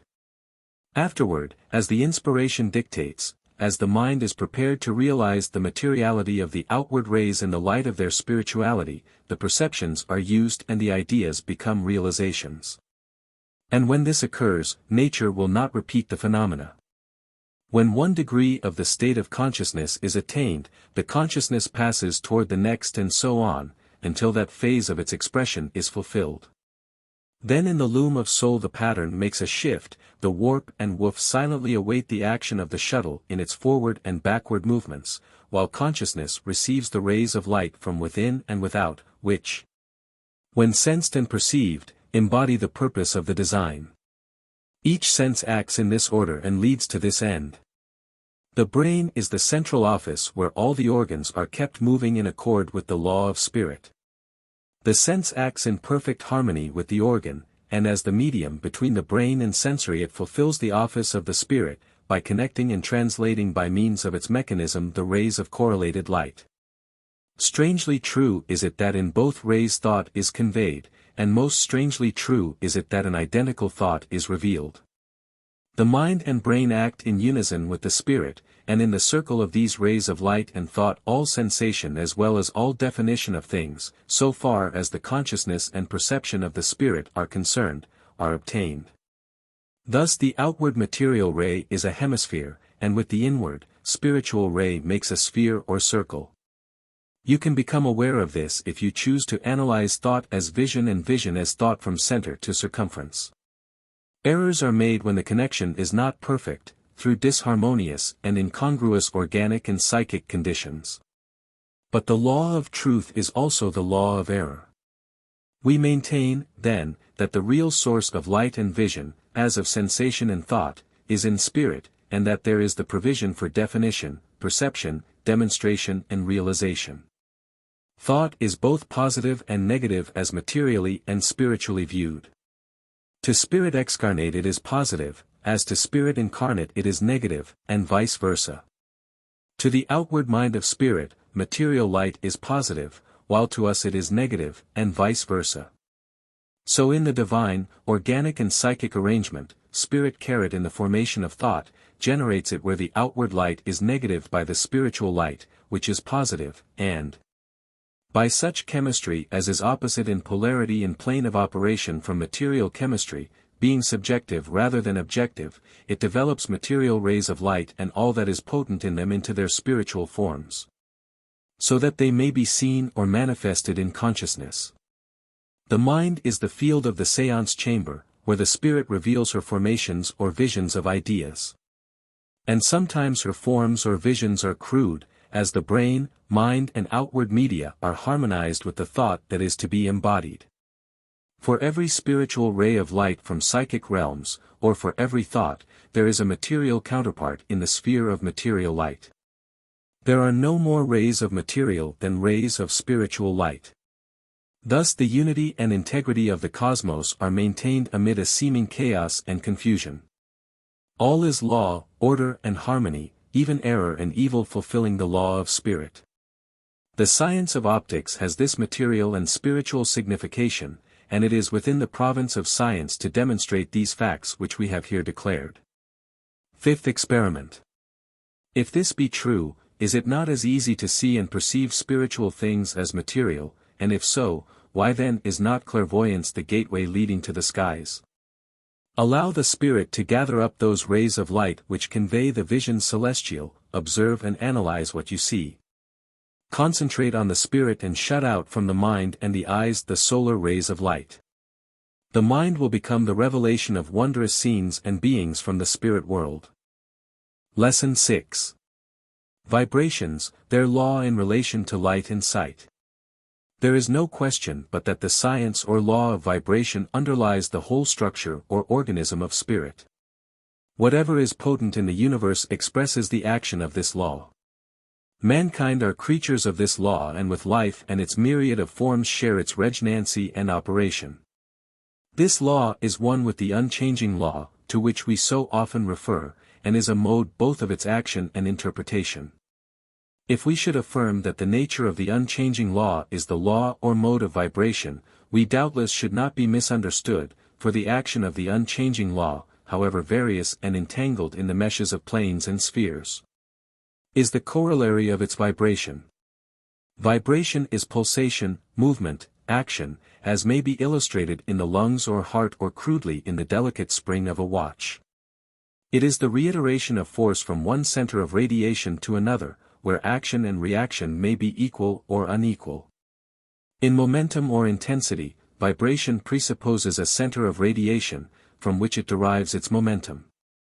Each essence in itself, as well as in its form, has such center of vibration, and while it is not apparent or understood, yet is it the cause of all that is designated the phenomena of life. There is what is called mechanical or dynamic and psychic vibration, and the former is under the government of the latter. Vibration is the exponent or interpretation of exact science, of mathematics. It is in every plane and sphere of manifestation or operation the exact formula of the unchanging law. It is not senseless or unintelligent motion, but is the effect of cause, as intelligent as it is eternal. The trend of modern science bears happily upon this system of teaching. The tendency of materialism has been to divorce the dynamic from the psychic or spiritual on the ground that spirit is not existent as an essence or entity, and to trace in the program of uniform causation as illustrated in material physics, chemistry and biology the steps that lead to mind and spirit. And spirit thus became an evolution of matter and the product of it, always less and never greater than the elements and forces that evolved it. But the facts of spiritualism, both in the ancient and modern world, and the universal prevalence of the phenomena of clairvoyance, hypnotism, ghosts and magic of all kinds, not legerdemain, have turned the tide of thought to a more radical and opposite statement and interpretation of life. No one who is at all informed upon the subject denies that the phenomena of matter and force are under the government of law, but there is a various interpretation or definition of law. Scientists of the most ultra sort have been loath to make law and intelligence identical, and they have been equally indisposed to externalize law. They have called it a process, a mode of action inherent in and indigenous to matter. And even where it seemed necessary for them to attribute to it at least the element of wisdom, they have disposed of the difficulty by designating the process evolution, making this word cover and explain all doubts and answer all difficulties. It is not to be denied but that this last resort is the confession of the weakness of their position and the triumph of the metaphysician. It is the fin de siècle of modern scientific research, and it means everything for the spiritualist. For though the spiritualist does not confound law with intelligence, he makes law the mode of intelligence and thus is not driven to extreme and erroneous assumptions to account for the facts. We teach that as the unchanging law is the mode of spirit, natural and spiritual law or law that concerns spirit embodied and spirit disembodied, in materiality and ethereality respectively, are the phases of its manifestation in the material and spiritual universe. The law is the same as a unit of radiation. The so-called forces, as electricity and magnetism, are not laws, but conditions of matter, and they exhibit the action of the unchanging law in their respective spheres or planes. Of course, it must be remembered that the entity, whatever may be its name, is the source of intelligence, the seat of law, the center of all radiation. And the material forms and phenomena of life act obediently to the vibrations or radiations of the entity as here declared. Should you examine the vibrations of hydrogen or nitrogen, you would find that they are uniformly the same, each after its kind, because each element, so called, as a point of motion or radiation, depends upon the unchanging law for its vibration. As also it reflects and refracts the force and radiation given to it. Nay, more than this, the sphere of nature may be likened to a body literally circumscribed and permeated by the unchanging law, where every atom, form, phenomenon of life, even life itself, is the illustration and exponent of the law. Let us not be misunderstood. The law is the mode of the intelligence and illustrates it. Conscience and consciousness both obey the unchanging law, but for the entity the law is potent in all planes and spheres of action. The law never changes its purpose. That purpose is fixed and absolute and destinates life in the form. The law as the mode of essence or soul of spirit, mind, life, of the much abused words, consciousness and conscience, ordains and governs the planes of manifestation and expression. In other words, the ascent of life is ever toward the perception and realization of the unchanging law. It has a lesson for each plane and sphere of life, and these lessons lead to higher interpretations and deeper understandings of the unchanging law. The integrity of the law is maintained forever and ever. A child is still soul and is still under the government of the unchanging law after it has outgrown or used the lessons of childhood. One sphere or more spheres of consciousness do not exhaust the resources nor fulfill the purpose of this law. The mode may have a variety of spheres of differentiation and yet be uniformly one in purpose and inclination. Light absolute is one in color and form, though it has an apparently infinite differentiation. The ray of light is one on the surface of the sun or earth or through the media of prisms of ether. It loses not of its potency or mission by vibration. Its mission is to vibrate at a uniform rate, always the same mathematically. So, the unchanging law is both absolute and relative in action, and it is the spectrum where all life centers and radiates. This being so, as nature in her manifestations and expressions of life evidences, we have a key to the solution of the problem of clairvoyance. Light obeys the unchanging law in every plane and sphere of consciousness. Consciousness fixes the radiation or vibrations of light, spiritual and material. In exact mathematical figures, the vibration of light, in corresponding planes and spheres of consciousness, cannot here be stated. But suffice it to say that the consciousness through the brain radiates in exact harmony with the outward ray that weds itself to the inward ray through the action of the spirit. And these rays serve their purpose according to the principle of reflection and refraction. The eye and the brain, acting in harmony with the soul through the mind and spirit, receive the outward rays, not in their original intensity, but by the process and in the form of radiation and in the psychic as well as the organic apparatus. This interblending of the material and spiritual rays of light is effected. By means of this mystic process, the necessary vibrations of light are conformed to the spiritual vibrations, and all ratios are fixed by the state of the soul which is to be outworked and fulfilled. Angles of declination and inclination play an important part in this process. Thus darkness serves its purpose as a mode of light. Here the vibrations are the least potent for spirituality but the most potent for materiality. Thus evil and error are words which, when philosophically interpreted, are full of meaning in divinity. Thus we find the angle of least inclination to the unchanging law where the lowest order of intelligence and spirituality obtain, and according to the species or flora or any other rational classification the state of the soul follows the same angle of ascension which, in the mystic square, as here in the mystic circle, designates the approach to the light of the world and soul. Thus mathematics serves soul, while soul follows an unerring principle of geometry. You see only what you perceive, in both a material and spiritual sense. The key to seeing is also the key to perceiving. The higher the rate of vibrations which you can command, the greater will be your spiritual light. Intense rays of light, as the red, are not as potent as the more electrical, the blue, purple and indigo. The finer colors are significant of the finer vibrations, the coarser of the crude.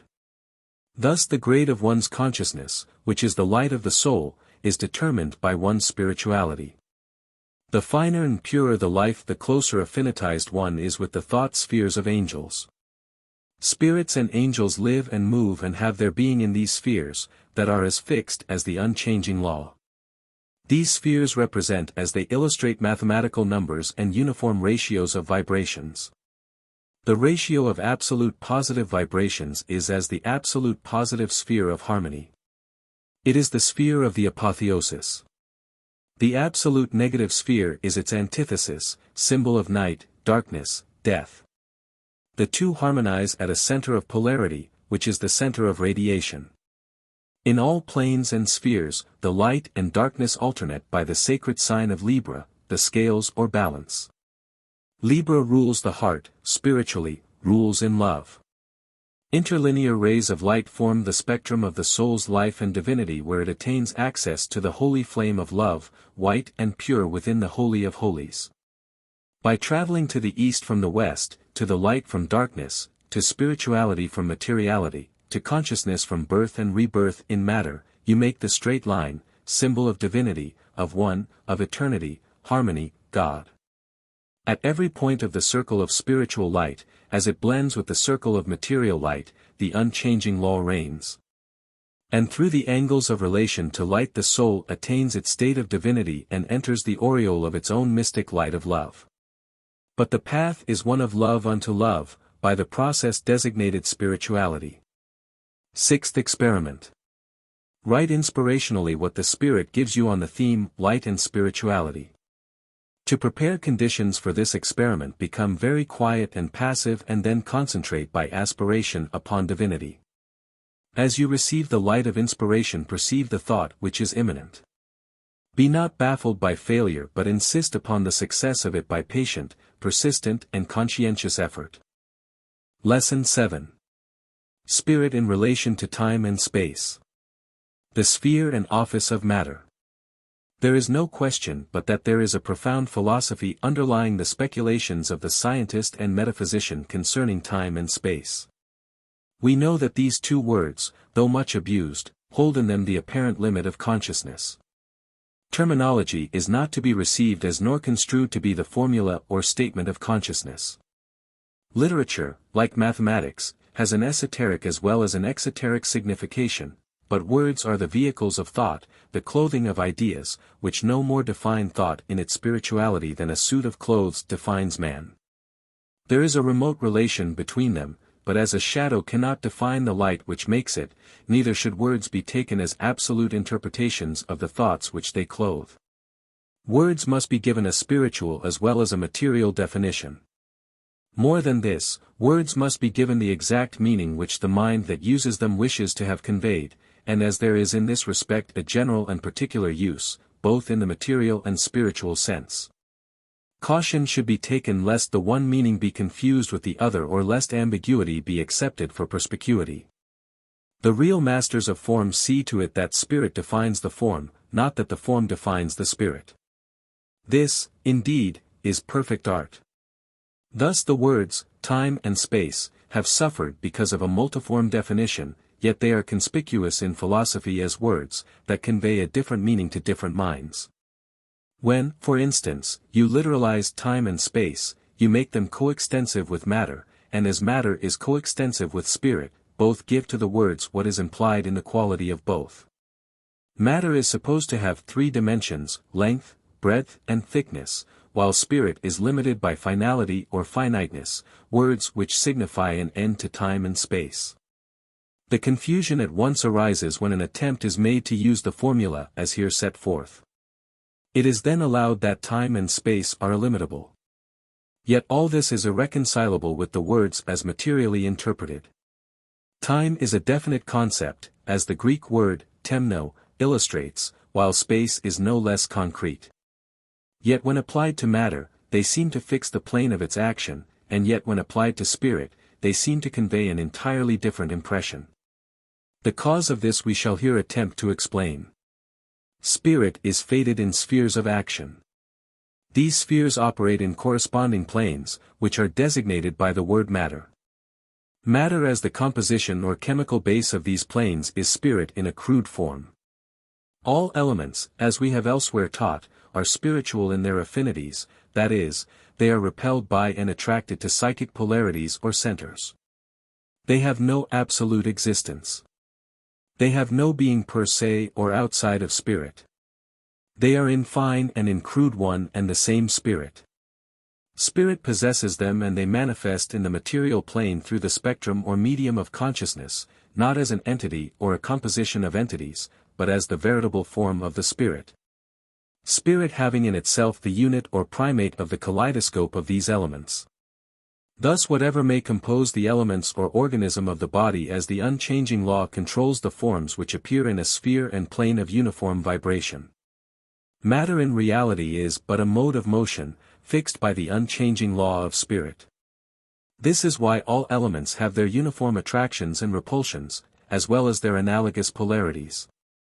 This is also why you will find on all suns and in their systems the polarity which regulates the centrifugal and centripetal forces, and makes it but an axis on which revolve the orbs and motions of the galaxies. The polarity itself is fixed by the unchanging law.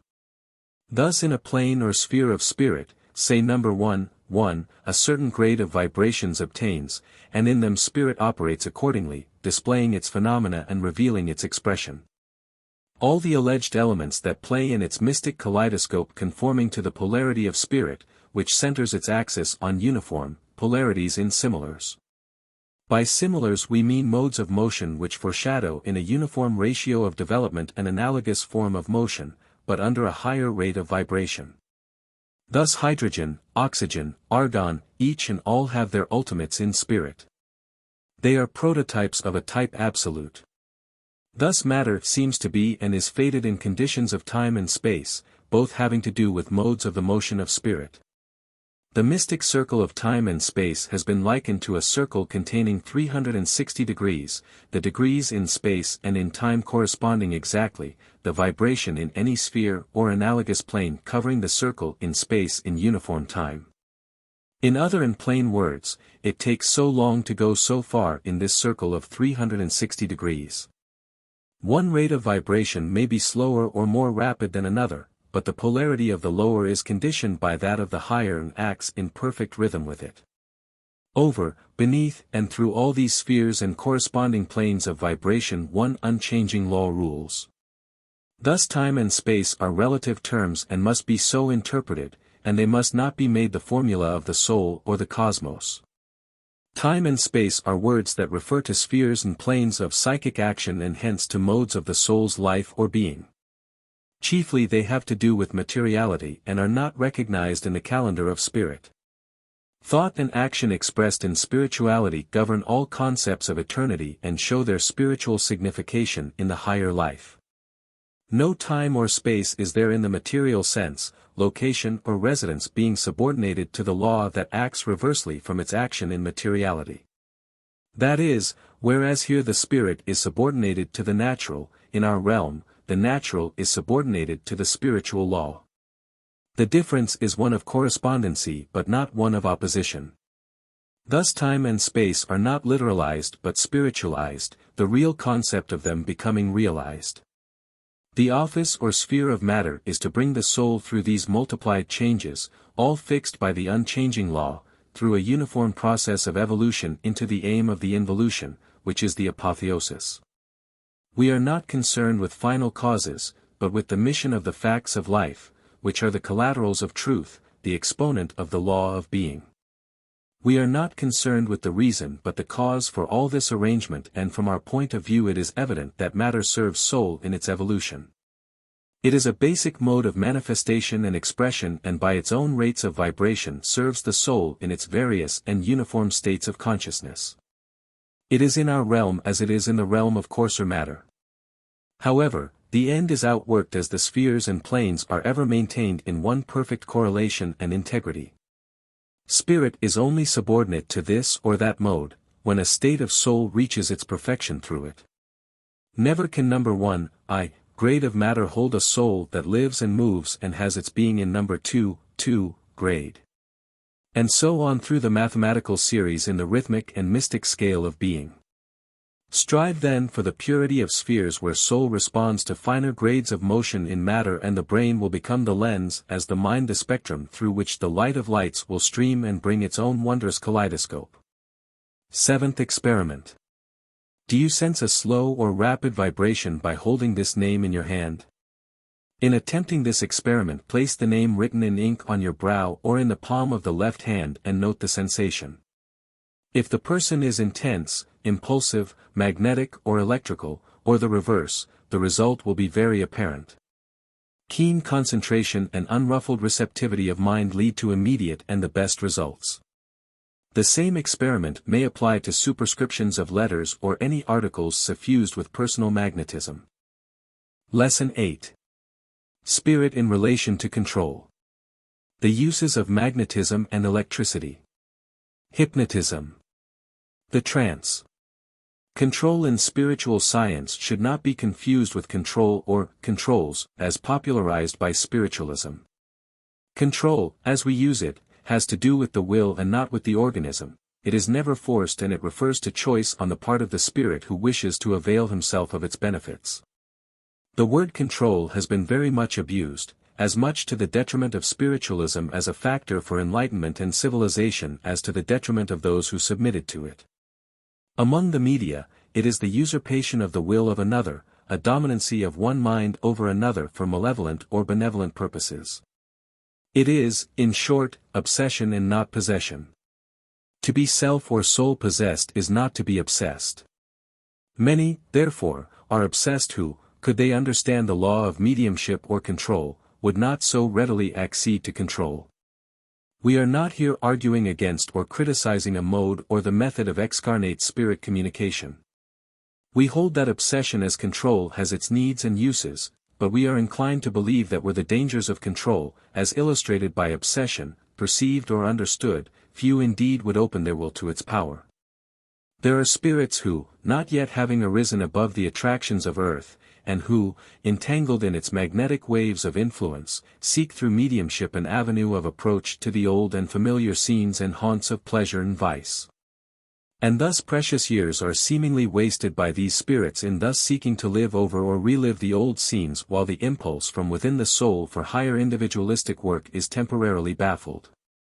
These unfortunate ones, blinded by their attractions, like ducks that mistake decoys for their own kind, rush into organisms and seek to continue the earth life or find in the sea of materiality, whither the earth attractions draw them, the means to psychic gratification or expiation.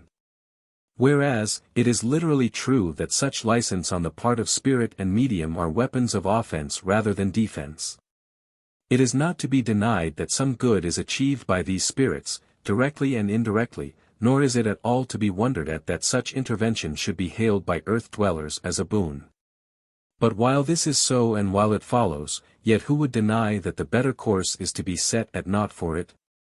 Who would say that spirit by obsession acquires what can only be received by receptivity to angel ministrations? It is as if the spirit of an adult should by hypnotism usurp and obsess the will and body of an infant, the better by so doing to correct mistakes made or gather up lessons omitted in the sphere of infancy. The law is that we shall unfold progressively, not retrogressively, by pushing on and into higher and diviner states of consciousness, not by reacting the scenes of one sphere and plane of existence, or by receiving the lessons which are no longer needful. We have this obstacle to remove from the thought of many who enter spirit life unprepared, so to speak, for the encampment on the hillsides of Summerland, who, ignorant of psychic law and its attractions, mistake earth loves for the law and thus swim out on those magnetic seas that influx the celestial and terrestrial planes and seek to renew life in the body. Experience in the spirit world has taught us that control and its law have a deeper and diviner import than that which is illustrated by commonplace obsession. We affirm that, while obsession is permitted and is necessary as an alternative, while beneficent results follow invasions of spirits of the old haunts of earth, while mediumship which has opened the door for intercommunication of spirits and mortals has served and now serves an admirable and commendable purpose. Yet, while all this is true, the law of control serves soul to higher and diviner ends. The original intent of spirits who passed out of the body in returning to earth and earth loves was to live in the atmosphere of their natural attractions, and it became at once the mission as well as arduous task of the more advanced spirits, under the ministrations of angels, to teach them the necessity of withdrawing from earth and winging their flight to more celestial environments. Nay, more than this, it was the aim of missionary spirits to posit themselves as a rescue band or a soul-saving crew at the portal of each one's home. And as death cut asunder the silvery thread which associates and binds the spirit with and to the body, there to apply the science of control. Naturally, the spirit, freed of the entanglement of earth, seeks at once the vision celestial, and curiosity prompts it to peer into the corridors of heaven and seek for entrance to the more celestial spheres, and upon being denied access to them, and finding that earth loves are more potent than psychic attractions of the celestial order, it, by the very necessity of its life, recedes from the light of spirit, and, for a while at least, entertains the desire to be once again with the loved ones of earth. The potency of this love, which is an intense attraction, lures it earthward, and down the pathway of earth attractions it descends until once more it identifies itself with the circle of earth. Its pursuit is for the gateway of mediumship that leads to actuality of earth attractions and consciousness, and as such pursuit is a very difficult and weary one, and fraught with untold disappointments, sorrows and dangers. A spirit in search of this golden fleece, like Jason of Greek mythology, can come to but one conclusion and one end. And so it is. The gateway found and opened, the spirit is for years kept in the atmosphere of earth, without the sweet consolation of superior souls who shed their glory upon it. Chilled by the cold atmosphere of earth or only warmed and a familiar face smiles upon it or a word or message is exchanged at the curtain of a cabinet or through the diversified channels of mediumship. Years are spent in such action, which may well be likened to if not called an adventure. The question at once arises, could not this same communication be effected after the manner of science rather than ignorance? After the manner of those guardian spirits who have learned the law of control and seek to teach it without money and price to all the newly born into the spirit world? And, if so, should not spirits who now roam the earth, seeking to obsess as well as obsessing mortals, be benefited thereby? Would not mortals learn a lesson by the discovery and teaching? The law of control has then a material and spiritual phase and signification, the latter ruling and dictating the sphere of the former. Thus, to rightly control mind, you really control organism, as when the will is directed by the purpose of the unchanging law, the appetites, passions and desires bend to the decree of the will. To obsess or control organism, as is illustrated in spiritualism, is to operate the law materially, but to guide the mind by operating the spirituality of control, that is, by fulfilling the real purpose of the law. Is not to dispossess any mortal or spirit of its body or its prerogative by usurping its sphere and plane of being. The real signification of control is inspiration, teaching, guidance, not usurpation or obsession, and while obsession in the sphere of control may be said to be and is fundamental to the end of control. Control as we would have you apply it is spiritual rather than material. Ample provision is made in the desideratum of nature's law for so-called lost opportunities. And as there are and can be no lost opportunities, each sphere and plane of life serving the soul exactly in mathematical order, there is no need of spirits returning to earth to be re-embodied by means of control. Or to seek through mediumship to live again through another's organism what it enjoyed or failed to enjoy. A dire and baleful effect is produced upon humanity by so doing. The object of mediumship, as we perceive it, is for real action, to make the ignorant aware of the eternal consciousness of spirit and to nourish and replenish the earth and its denizens with the light of the skies. But when such purpose is perverted or ignored, and when mediumship affords spirits the means for the untold sins of life, spirits becoming like mistletoes or barnacles, sapping the vital forces from the mediums for self-gratification. As is often the case, our teaching and the value of it will at once be perceived. Therefore we urge the higher spiritual aspect and spiritualizing uses of control. Control, then, is the law by which spirits in or out of the body affect through the will by hypnotism, or the use of electricity and magnetism, an identity of action, psychic, mental and organic, with their own. It has two special forms, as it has, as we have elsewhere stated, two particular phases. Its phases are material and spiritual, that of inspiration, as in mental illumination of seers and the inspired media, and that of the trance, where the spirit of the medium is set at naught by hypnotism. Its forms are dependent and independent. The dependent is the automatic, where the consciousness of the medium is displaced or in a sense merged into, if not absorbed by the consciousness of, the controlling intelligence. The trance is the dependent or automatic phase and form. The inspirational is the independent form and phase. To induce the automatic form of control a preponderance of magnetism is used, and you will find that all magnetists or hypnotists are batteries for this force. To induce the independent or inspirational form of control, electricity is used, that is, in preponderancy, and you will find that all inspired media or seers speak and see with their eyes open and are conscious of what is said through them. Not only is this true, but the law holds good throughout the sphere and plane of mediumship. All mediums for physical or material forms of the spiritual manifestations are batteries for the magnetic force, that is.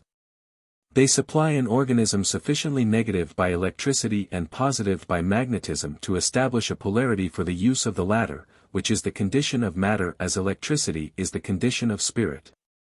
All mediums for mental forms of the spiritual manifestations are batteries for the electrical force, that is. They supply an organism that is sufficiently negative by magnetism and positive by electricity to establish a polarity for the use of the latter, which is the condition of spirit, as the former is the condition of matter. Thus you have the phenomena of the medium, through magnetism and electricity, of the material and spiritual form. All mediums are both magnetic and electrical, the physical having a preponderance of the former, while the mental having the preponderance of the latter. It will at once be seen that the automatic phase, both among the physical and mental media, is induced largely through the use of magnetism, while the independent, that of inspiration, or illumination, is induced by the use of electricity. Automatic writers are those whose beings are harmoniously polarized by the magnetic and electrical forces, so with trance speakers. Those who have produced through their organism both inspiration and the material phenomena, each class successful in their phase, are mediums whose organism responds as readily to the magnetic as to the electrical vibrations, and could be put into the trance, if the operating spirit intelligences so desired. Such represent the shoots of the new order of mediums, they are the illustrations of the nemesis of the new dispensation of spiritualism. Hypnotism and the trance are cause and effect. That is, one leads to the other through the potency of the will.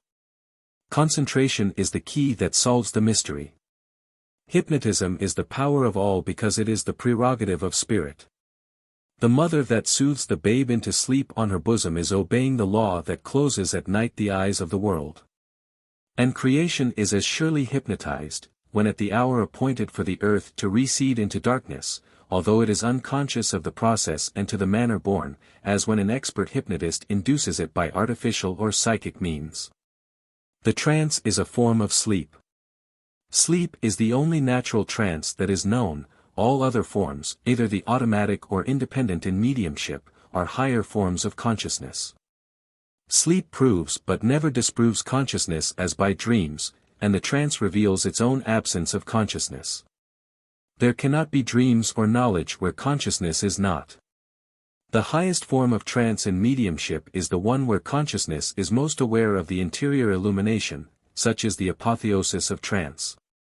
It is the perfection of control because the perfection of possession. It is the state of soul where the will of the divine in the will of another is most fully and clearly perceived and realized. It is conformity to the law of uniformity in all. It is the culmination and illustration of the deific principle illustrated by the seer of Nazareth, I am in the Father and the Father in me, the work that I do not of myself. It is cooperative and reciprocal and becomes the spectrum of the will of God. This can be attained, not by obsession, not by control, as is illustrated in the sphere and phenomena of catalepsy, but by the at-one-ment of the spirit with the spirit of the universe. To unfold this form of control you must seek for and know the law that gives it, and first of all you must, by spirituality, intensify your zeal and love for truth, that having access to knowledge you may use it wisely and well. That having mediumship you may become one with the divine unity of the cosmos, that revealing and having revealed the spiritual manifestations, you may become ennobled and blessed thereby. Eighth experiment. Climb in thought to the highest sphere within your soul and perceive how this law operates. Note the results of this experiment. Enter into the silence of spirit. Lesson 9. Color, its definition and meaning. There is and can be no more interesting study of nature and in nature than that of color. The law of color lies at the foundation of psychic attractions and permeates the life. Whatever material science may teach concerning color adds to the interest already aroused on the subject. Color itself seems to be the atmosphere of all things, and as such, holds in its force the chemistry of its operations and manifestations. It is not the atmosphere of anything, however, but so wholly or completely does it transfuse both essence and form, that, like the atmosphere, it seems to be the medium of life itself. Color is not an entity. Both light and sound are motions, induced by thought, being the vibrations of thought in harmonial spheres and planes of attraction. And color, like both light and sound, is a quality or degree of motion. We teach that color in the absolute sense does not exist, as pure thought and pure motion is colorless. Color suggests an agent and medium of communication. Between black and white in the relative and absolute form there is no radical difference. The distinction is in the circle of materiality and spirituality. In form, as in essence, color bears and interprets a reciprocal relation. Black in materiality refers to black in spirituality, and in the soul or in psychic attractions lie the exponent of one color and all colors. Pure thought, or thought perfect, is colorless, as is likewise that thought which generates black in materiality and spirituality. Every impure or black thought has its mate in spirit and its correspondency. Thoughts, as personalities or souls, pass through the same mode of development from black to white, from effect to cause, from birth in matter to the apotheosis or divinity. But do not understand us as teaching that thoughts are either entities or the form of entities as things. Thoughts are the substance of the soul as matter may be likened to the substance of spirit or drops of water may be likened to the substance of the ocean, without which the ocean could have no meaning. Thought, in spheres of expression, reveals the soul's approach or ascent to divinity, it designates the degree of attainment in the circle of the grand man. Thoughts illustrate soul in spheres and planes of expression and manifestation and by color reveal the sphere. Thus, with the three primary colors, derived from the one perfect motion, blending by polarity into the black and white, the negative and the positive form, the red, the blue and the yellow. You have the four complementary colors or the seven derivatives. The octave is 1 in 7, 1 in 2, and 3 in 4, through a series of 1, 2, 3, 4, and 7 expressions. Thus, with the pure white as the basis of divinity, and black as its manifestation, you have the unfoldment of red, the blood, illustrating the heart and love, and blue, illustrating the brain or wisdom, and the yellow, illustrating the light of the spirit which is evolved through the psychic ray from within in marriage with the solar ray from without. The yellow is regarded as the result of the white, both materially and spiritually, polarized by an equal ratio of red and blue. And all the intermediary hues are shades of white in parts of blue and red, under the influence of the ray of light from without. Yellow itself is a form of white under the vibration of red, but blue and red have a more occult inclination and analysis. The blue and the red refer to the spirit embodied and polarized in matter. And as such they illustrate electrical and magnetic forces in equal parts. 1 shade of blue corresponds to 1 shade of red in results of yellow in aspect to white, and ever is this scale the formula of interpretation, because color obeys, as it illustrates and embodies, the law of rhythm. White is the solvent and basis of all electrical and magnetic combinations. Black is negative and stands in occultism for matter or materiality, and in spiritual science for ignorance, evil, earthliness, the alleged sinister forces and crude elements of nature. White is positive, and in occultism stands for spirit or spirituality, and in spiritual science for wisdom, good, heavenliness. Thus the light of day is in eternal contrast to the night, and forces of the one, which are electrical, ever act in maximum power against and with the magnetic forces of darkness or night. Electricity is positive while magnetism is negative in the problem of the soul, immured in matter. Thus the soul or spirit is ever positive to matter and the astral vibrations, and has in it the law of sovereignty. Matter is ever negative to spirit, as black is to white or night is to day. At a time in the solar year in the calendar of Earth when the ratio between day and night, between the electrical and magnetic forces, is fixed by a perfect polarity, these seemingly antagonistic forces play in perfect unity. Then is the hour for spirit communion and receptivity. At all other times, in concentration and centralization, the psyche must exercise a more potent will force to set at naught the outward electrical vibrations in aspect to the spirit's negativeness, against which it operates. This is not for a malefic end or purpose, but to serve psyche or soul. If we should teach that all color reveals the polarity of these two forces in aspect to soul, we shall, as we believe, state what is actually true. Spirit establishes by the inherent law of affinity the spheric polarity between electrical and magnetic vibrations, which, as we have taught, designate the white and black, the positive and negative forms of psyche in expression and manifestation. Thus, as electricity and magnetism are modes of motion, fixed by the unchanging law within the soul, they, through the operation of spirit, give the kaleidoscope of colors, which are so beautiful to sense or behold. And as in number 1, sphere and plane, the white of the spirit, in yellow expresses itself through red and blue, the psychic lenses or spectrum of mind and body, you have the chemistry of all colors, the 7 and 3, the 2 and 1. In the myriad of interblendings, each shade expresses a thought as each thought is an interpretation of psyche. Thus, at the center of mind and heart, through the white in blue and the white in red, you have a result in yellow, and the spirit, as well as its aura, shines in the colors of its own expression.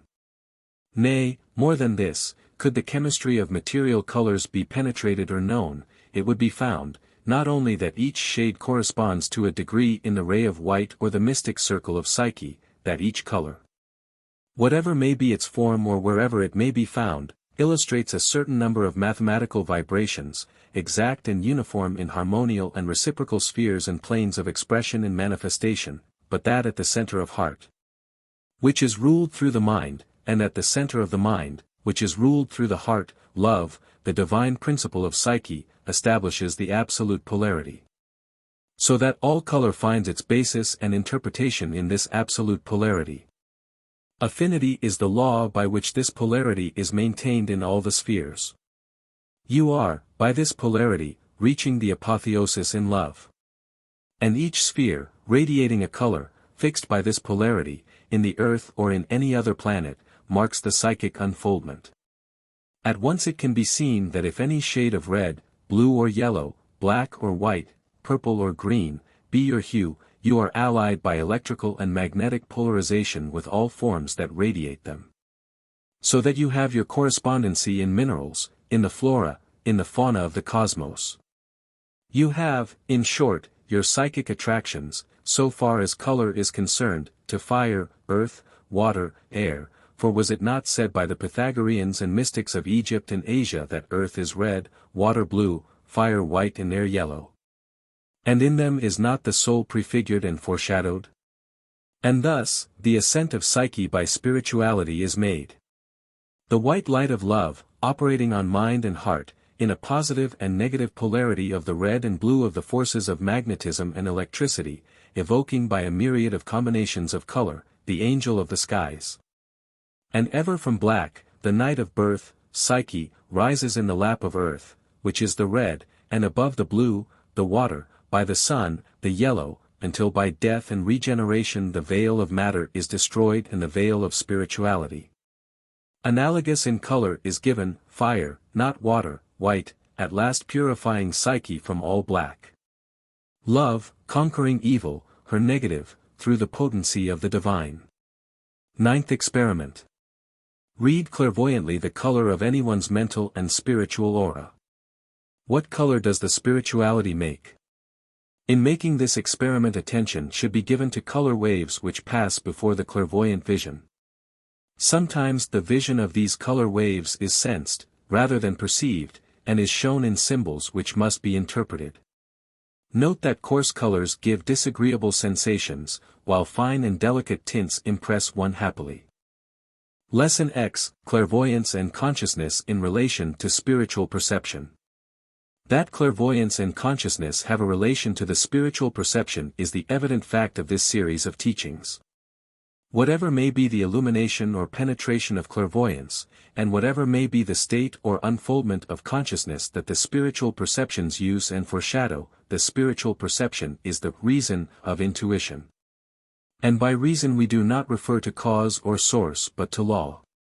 As the mind has reason, so the spirit in the interior operations, as intuition, has reason. In other words, reason is to mind what the spiritual perception is to intuition. Intuition and tuition refer to spheres of knowledge, the latter to knowledge acquired through the senses and the former acquired through divine inspiration. Intuition and tuition have to do with consciousness in the sphere of clairvoyance, but reason is the law of tuition as perception is the law of intuition.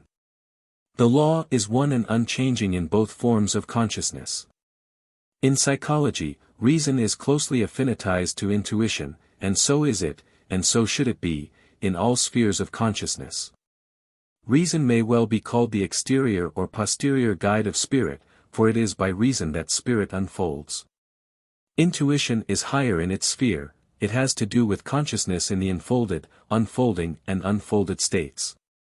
It is ever adjudged by reason before it is made the mode or rule of action, occult as the decision may be, yet it is focused through reason and reaches the mind or outward consciousness in this wise. You may walk by reason in both the outward and inward sense, but never do you walk by either one alone. Always do they interact, and when they harmoniously interact in a perfect polarity, then there is perfect spiritual development. The spiritual perception as the reason of intuition has to do with clairvoyance and consciousness, not in the outward but the inward sense. In the mind and all that relates consciousness to it, reason is regnant, and it is through reason that both tuition and intuition are extended. As long as reason blocks the way to progress and unfoldment in the interior sense, it no longer waits upon intuition and has become habituated to one mode of action or thought. In other words, it seeks for conformity in uniformity by conforming variety to a segregated form of unity. One word will explain reason in this aspect, and it is prejudice. Prejudice is reason subsidized. Reason should in the natural and spiritual sense be free to act according to evidence or facts. But where it is conformatory in its action, it is disarmed of its power and prerogative and is a terrible engine for evil. Where reason is open to or receptive of divine inspiration and acts harmoniously with conscience and perception in the light of both tuition and intuition, you have a sphere of consciousness, beautiful to behold and more beautiful to realize. It has been said that reason is a more potent guide to knowledge than perception, and vice versa, but neither statement is wholly true. Each can and does guide, but together they are absolute. One may be guided by reason, witness the scientist and experimentalist, or by perception, witness the religionist and metaphysician, or by both, witness the philosopher and seer, and in each case excellent and beneficent results are attained. But the absolute test of power and being is in the latter case, where, as is illustrated by the seer, the field of vision and action becomes the whole sphere of consciousness, where reason through perception, and perception through reason, is utilized, and humanity thus attains the ideal or spiritual, not by subverting the practical but by unfolding life by the law of soul. Thus, both clairvoyance and consciousness should wait upon both reason and perception in this twofold sense, and for reasons which we shall now specify. Firstly, that a line of demarcation should be drawn between that which belongs to the sphere of mind in the realm of tuition and that which belongs to the mind in the realm of intuition. Secondly, that you may discern that which is the natural seeing and natural perceiving, and that which is spiritual seeing and spiritual perceiving. Thirdly, that you may know that which is from intuition and tuition in the sphere of telepathy and divine inspiration. Fourthly, that you may discern impressions, clairvoyantly received, through the action of the perception on finer ethers in concentration on spirit and spiritual things, and that which is the actual impression of an operating spirit intelligence. Thus, by such analysis, you will have acquired a facility for scientific methods and spiritual penetration far beyond your most ardent dreams, and besides, you will have attained the rapport of seers. Seeing and perceiving in the sphere of clairvoyance and consciousness whether in the body or out of it. Experiment X. As a test we offer this experiment, make comparisons of the specifications here enumerated and observe the sources and methods of reason and perception. Lesson 11. How man is unfolded in inspiration, clairvoyance and psychometry. The Spirit's Laboratory. This theme is the most interesting as well as the most fascinating in the entire program of teachings. First, because it reveals the modus operandi of spirit, and, secondly, because the law of mediumship is made practical and operative. The mystery of the law of medial unfoldment is in the fact that spirit is not understood. Were spirit and its nature known, the law of its manifestation and expression would not be involved in mystery, rather, all of its processes would be both open and simple. Viewing nature from our plane of vision and operation, the spirit presents a most varied spectacle. It is as if nature were a vast loom, in which the warp and woof were the life forces, on, through and in which psyche, the soul, by threads of light, so delicate and extenuated that no spectrum of earth could reveal them, weaves the manifestation of form. And so exact is the form as a representation of the idea of the essence or psyche, that, unless counteracting agencies mar the perfection of it, it is a copy of the psyche, so far as matter is able to plagiarize spirit or the ideas of spirit. This, however, is most beautifully accomplished in the loom of nature. Few flaws in her handiwork can be found. The chalice of the lily or rose is more often immaculate in conception and of spotless purity than otherwise. The planets and galaxies, as well as the tiniest atom, illustrate the divinity of nature and the superiority of her power. No thread fails to carry out the original purpose of the master mind. From the cloister of the spirit where the white light of spirit burns in pristine purity to the shell where it glows in the form of matter, the integrity of the design is intact, and therefore faultless. Could you perceive this by observing nature in her own laboratory or workshop, you would form an idea or derive a plan of the operation of the spirit in the development of medial powers in sensitives and mediums.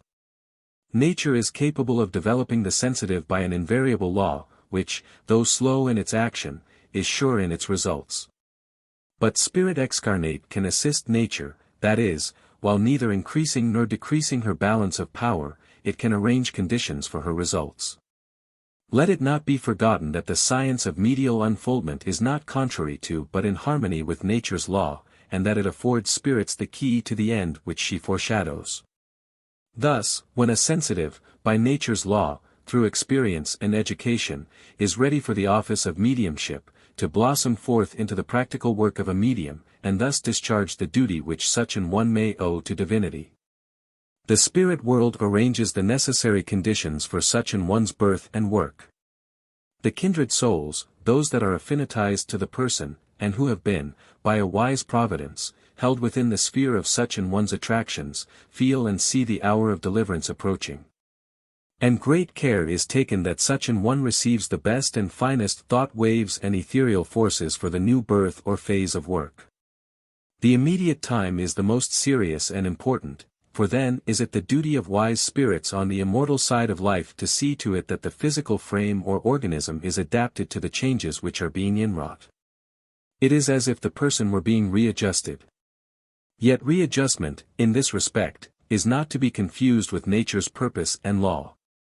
For whatever may be the end or object of mediumship, nature invariably amplifies and perfects it through her causation.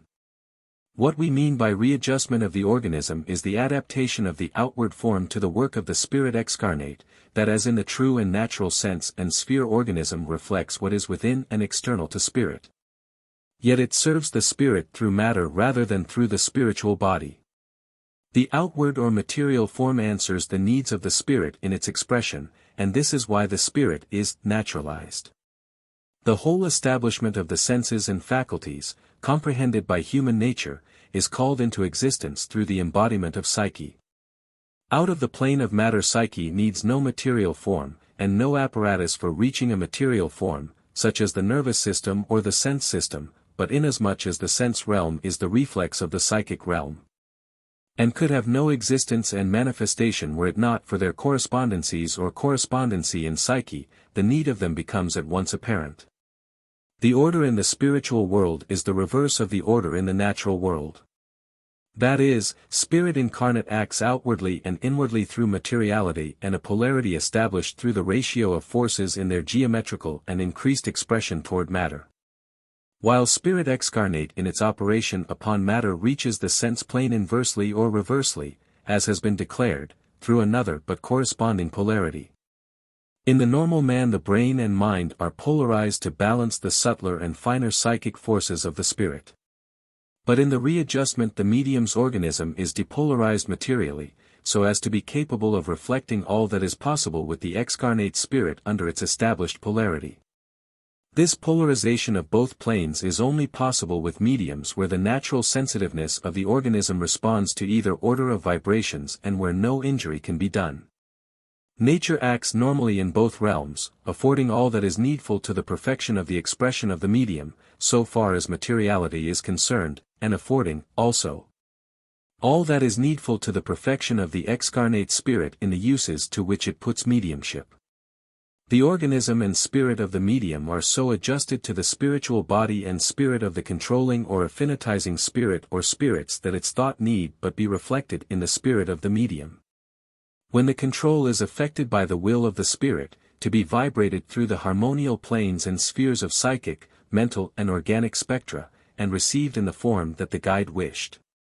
Sensitiveness is a state of mental receptivity as well as organic readjustment to psychic planes of impressibility.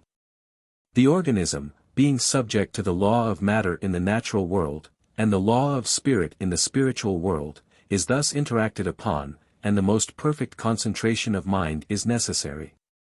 Where the organism is not responsive to the will of the excarnate intelligence, or even where it is in perfect accord, so that no mar or jar may occur in the translation of the idea. Very few, indeed, even of the media, understand the delicacy of the relation, and thus errors are transmitted to the material plane and form a large percentage of the pabulum sent to hungry mortals by the spirit world, which, were the concentration perfect, both as to receptivity and impressibility of all concerned, could altogether be avoided.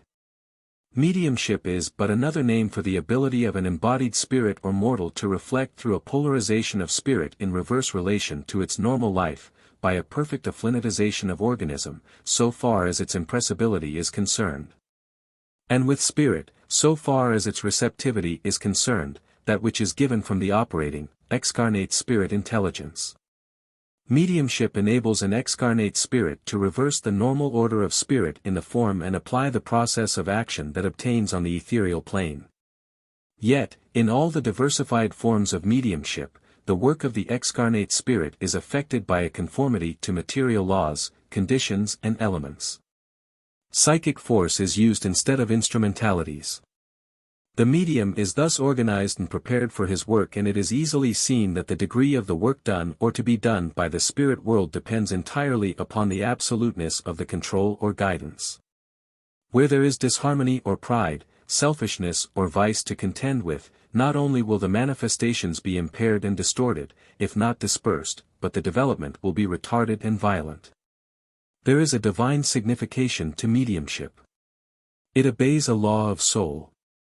It follows a force as eternal and immutable as God. So let it be received. The descent of this light from the higher spheres is a wonderful event to the spirit world, and it means much for the truth. In the spirit, where this birth or development is at first seen, the process and travail are so delicate and refined that it is seldom noticed or felt. But when the light reaches and hence operates on the form, in the transfusion and depolarization of the particles of matter, and when the repolarization, in the spiritual sense, of the nerve centers takes place inversely to their normal action. As when the birth throes act on the physical form, then there is more or less pain. Then is it that the mediumship is reaching its normal and dual action. To effect this development is to let nature take her course. All development must be outwrought by nature's formula. Galvanic and hypnotic forces may effect an apparent growth, but the process of incubation in spiritualism is not the real means to the real end. Hypnotism is a dangerous expedient. Mediumship is spiritual in its sphere, inception and office, and can be reached and unfolded best by nature's invariable formula. Thus, when the spirit world, that is ever alert for the chosen ones, behold any who are about to blossom into medial unfoldment, certain guides, divinely appointed for their work and qualified for their sphere of inspiration. Select out of other aphmatized spirits those who are consecrated to the office of mediumship and who, by the elements which they are able to give to the medium by means of an interpsychic harmony, afford a sure and permanent basis of action. Where this guidance is not effected, a medium is subject, by a variable polarity of attractions and repulsions, to all kinds of influences, in and out of the body, but where harmony of spirit and organism reigns. Where the normal equilibrium of spirituality, through the power of self-control, is attained, there is perfect action in the law and results of the law of mediumship. The medium's brain as a terrestrial magnet, is polarized by the magnet or battery of the finer spirit forces, ethereal in their nature. The spirits in concentration acting uniformly in thought, which responds spiritually to the poles of the medium's brain and the poles of the spirit's external batteries at a center of radiation. And thus, through this means, the phenomena, in the material and mental realm, are produced. To effect this polarity is the object of spirits in development. And when the physical vibrations in the action of the organism correspond to the mental vibrations in the action of the brain, and all harmonize with the action of the spirits in the concentration of their forces and batteries, then a medium is ready for work. There is this to be said concerning the law that relates spirits to the media as guides or messengers. There is no selection, as is commonly anticipated or understood among mortals, unless the selection be understood to be the preordained arrangements of nature. Guides, like atoms, have their attractions.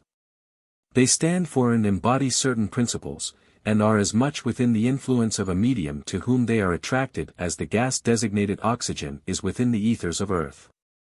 There is cause and reason for all attractions. Each soul has its natural polarity in the attractions and repulsions of souls. All are not drawn into the same soul sphere nor to the same plane of revealment and manifestation of thought. And as each soul finds its own in the negative and positive relation, so each medium in the psychic sphere obeys the law which enspheres its beloved angels. And as is the degree of the circle of the expression and the collateral environments, so the psychic attractions. All great souls, on the excarnate side of life, reach to their own through the ramified and various planes and spheres of spirit, and thus the triangle, the double triangle, or the square and the circle, illustrate how. From 1 point to 2 and from 2 to 1, 3 lines measure the square of materiality and the circle of spirituality, all souls on all planets responding to one law that draws each and all to one divine center of life, light and love. 11th experiment. Make a clairvoyant reading. In making this experiment, use the following formula. Note the impressions and visions which impinge upon the mind as you touch or enter into communication with the person or thing. Formula. 1. Describe the person or thing, the person as to character, temperament and personality, the thing as to size, nature, material. 2. Describe the past, present and future. 3. As to person, adaptation in life, mental and business endowments. As to thing, location, migrations, uses. 4. As to person, travel, sickness, changes, accidents, deaths. As to thing, history. 5. As to person, who are friends or enemies and who are apt to be friend or enemy. As to thing, its effect on life. 6. Describe the spirits that you see in and out of the body as to appearance. State names, ages, conditions. What message is given? As to thing, what scenes and visions are evoked? 7. General remarks. Lesson 12. The higher aspects of clairvoyance. All gifts of the spirit may be abused, that is, not used as the unchanging law of psyche designed.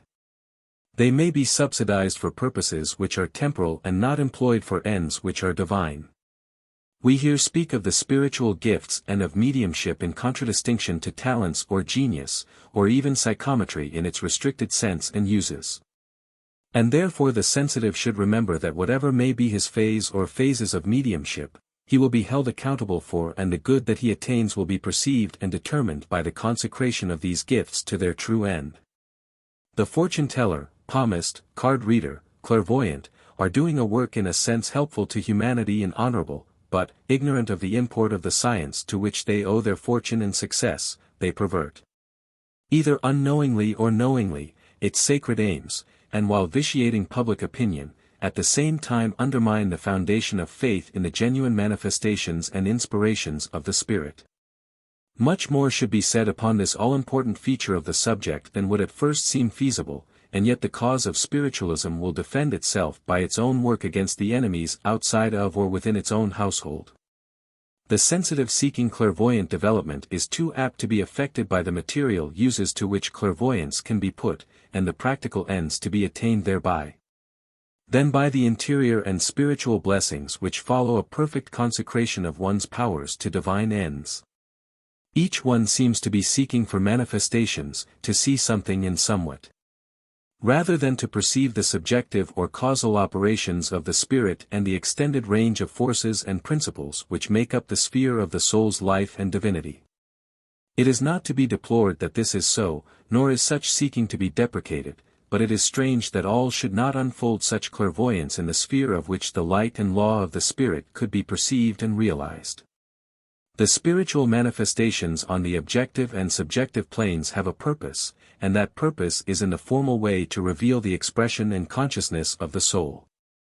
Not to hold one to a fixed kaleidoscope of material forms, simply as a thing of beauty, but to impress upon each one through them the sense of duty. Thus there is a line of demarcation to be drawn between a medium who literalizes or materializes spiritual things, and cares not for or refuses to be led into the higher teachings of the spirit, and one who, while recognizing the sphere of mediumship, yet consecrates all mediumship to divinity.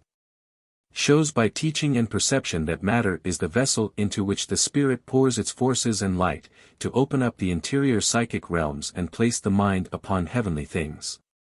To be able to see clairvoyantly and give trance or independent tests of spirit presences is well in its place, but such work is altogether auxiliary to the real work and office of the spirit on both sides of life.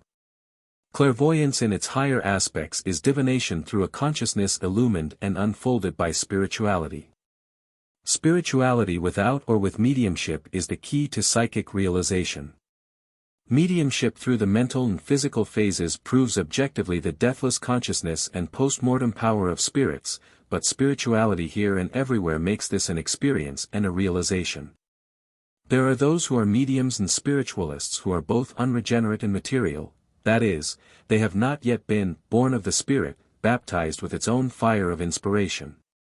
To those who, like Nicodemus, seek to understand the esoteric significance of the exoteric fact of birth, Jesus points not to the phenomena of embodiment through the generative processes of nature, but to the awakening of the spirit as out of a sleep into a consciousness of the spirit as an immortal being.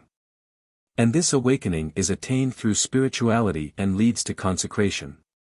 There is no question but that the mission of modern spiritualism is to place both spirit and mediumship in a sphere where their uses and purposes will be perceived, and where mediums as well as their disciples will have no other propaganda than the inspirations of truth.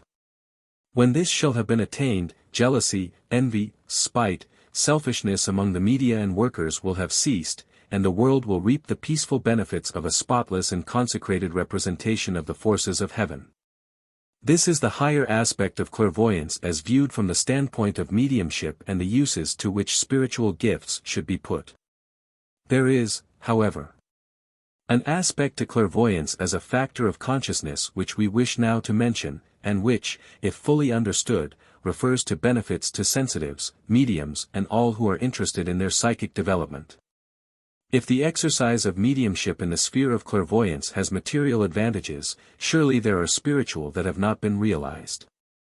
If clairvoyance enables you to see spirits in and out of the body, time and space being no barriers, surely it also enables you to perceive the height, depth and breadth of the principle, operative and immanent in all forms of life, in life itself. And this is the all-important aspect to which we wish to call your attention, for two reasons. First, that you may be divinely human in the exercise of your conscience, will, faculties and prerogatives. Secondly, that you may know your sphere and plane in the cosmos. That clairvoyance can procure you these benefits is evidenced by the facts which it affords of divination. The consciousness, symbol of the all-seeing eye, is free to perceive the fullness of God. In it God is reflected and revealed, but the quality and intensity of the reflection and revelation depend altogether upon the grade of spirituality. As spirituality deepens and partakes more and more of the principle of the soul, it opens the sphere of spiritual light, and in that atmosphere the spirit perceives God. To perceive the object of the unchanging law is not to remove from one planet to another, nor to force the apotheosis by magic, if that could be done, but it is to look into psyche from the plane and sphere in which you manifest. And unfolding yourself into the highest degree in the circle of your expression on earth, to utilize the light that belongs to you. For the mission of spiritualism through mediumship and clairvoyance or seership is to show that you are as near to psyche here on this planet, as near to the principle of being, as near to God, as you ever can be.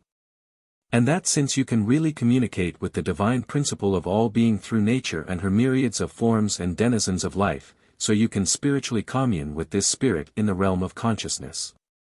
Forms but veil the spirit, they do not set it at naught, they but manifest it, they do not make communication impossible. The spirit when true penetrated reveals the law of its embodiments and expressions, and this clairvoyance elaborates and elucidates. It is then the privilege of all souls to penetrate the interior spirit of the universe and grow potent and divine through spirituality. This is the key to the realms on high, the happy gateway to the sky. This is the light of consciousness that men have said never was on sea or land, but is perceived behind the curtain of the senses. This is the realm whereas from a universal, unchanging and eternal polarity souls swarm to catch the breath of the light of the world. This is the heart of the white rose, that fashions each petal white, that the eye may see the beauty of the spirit and know that art and nature lead to love and peace. Experiment 12. Withhold nothing, but notice how the principles of seeing and perceiving open up the circle of life eternal in all worlds. Concentrate on this principle and swim out on its vibration to the outermost and innermost reality. Benediction. With this spirit of research you have naught to fear. The temple of wisdom and of the living God is yours to possess and enjoy. In its pure, white light that burns at its altar there is no shadow or changing. Its inspiration is perfect, its power all-embracing, its love surpassingly sweet. Within the cloister or cabinet of its walls angels meet with one accord and spirit, overarching it is unbounded love. Nature is its oracle and her law is perfect. Thus, dear friends, make the anabasis of the soul, from the depths to the heights, out of the sense realm into the spirit of all things, that the soul may have no veil between it and God, but that divinity and humanity may be one in harmony, light, consciousness and peace. Go forth, and as the children of the earth, bear your lilies to the upper light and the fragrance of spirituality will reward you for your toil. We shall breathe upon you the melodies of love until all things shall be fulfilled. Trust us. The Guides. The End.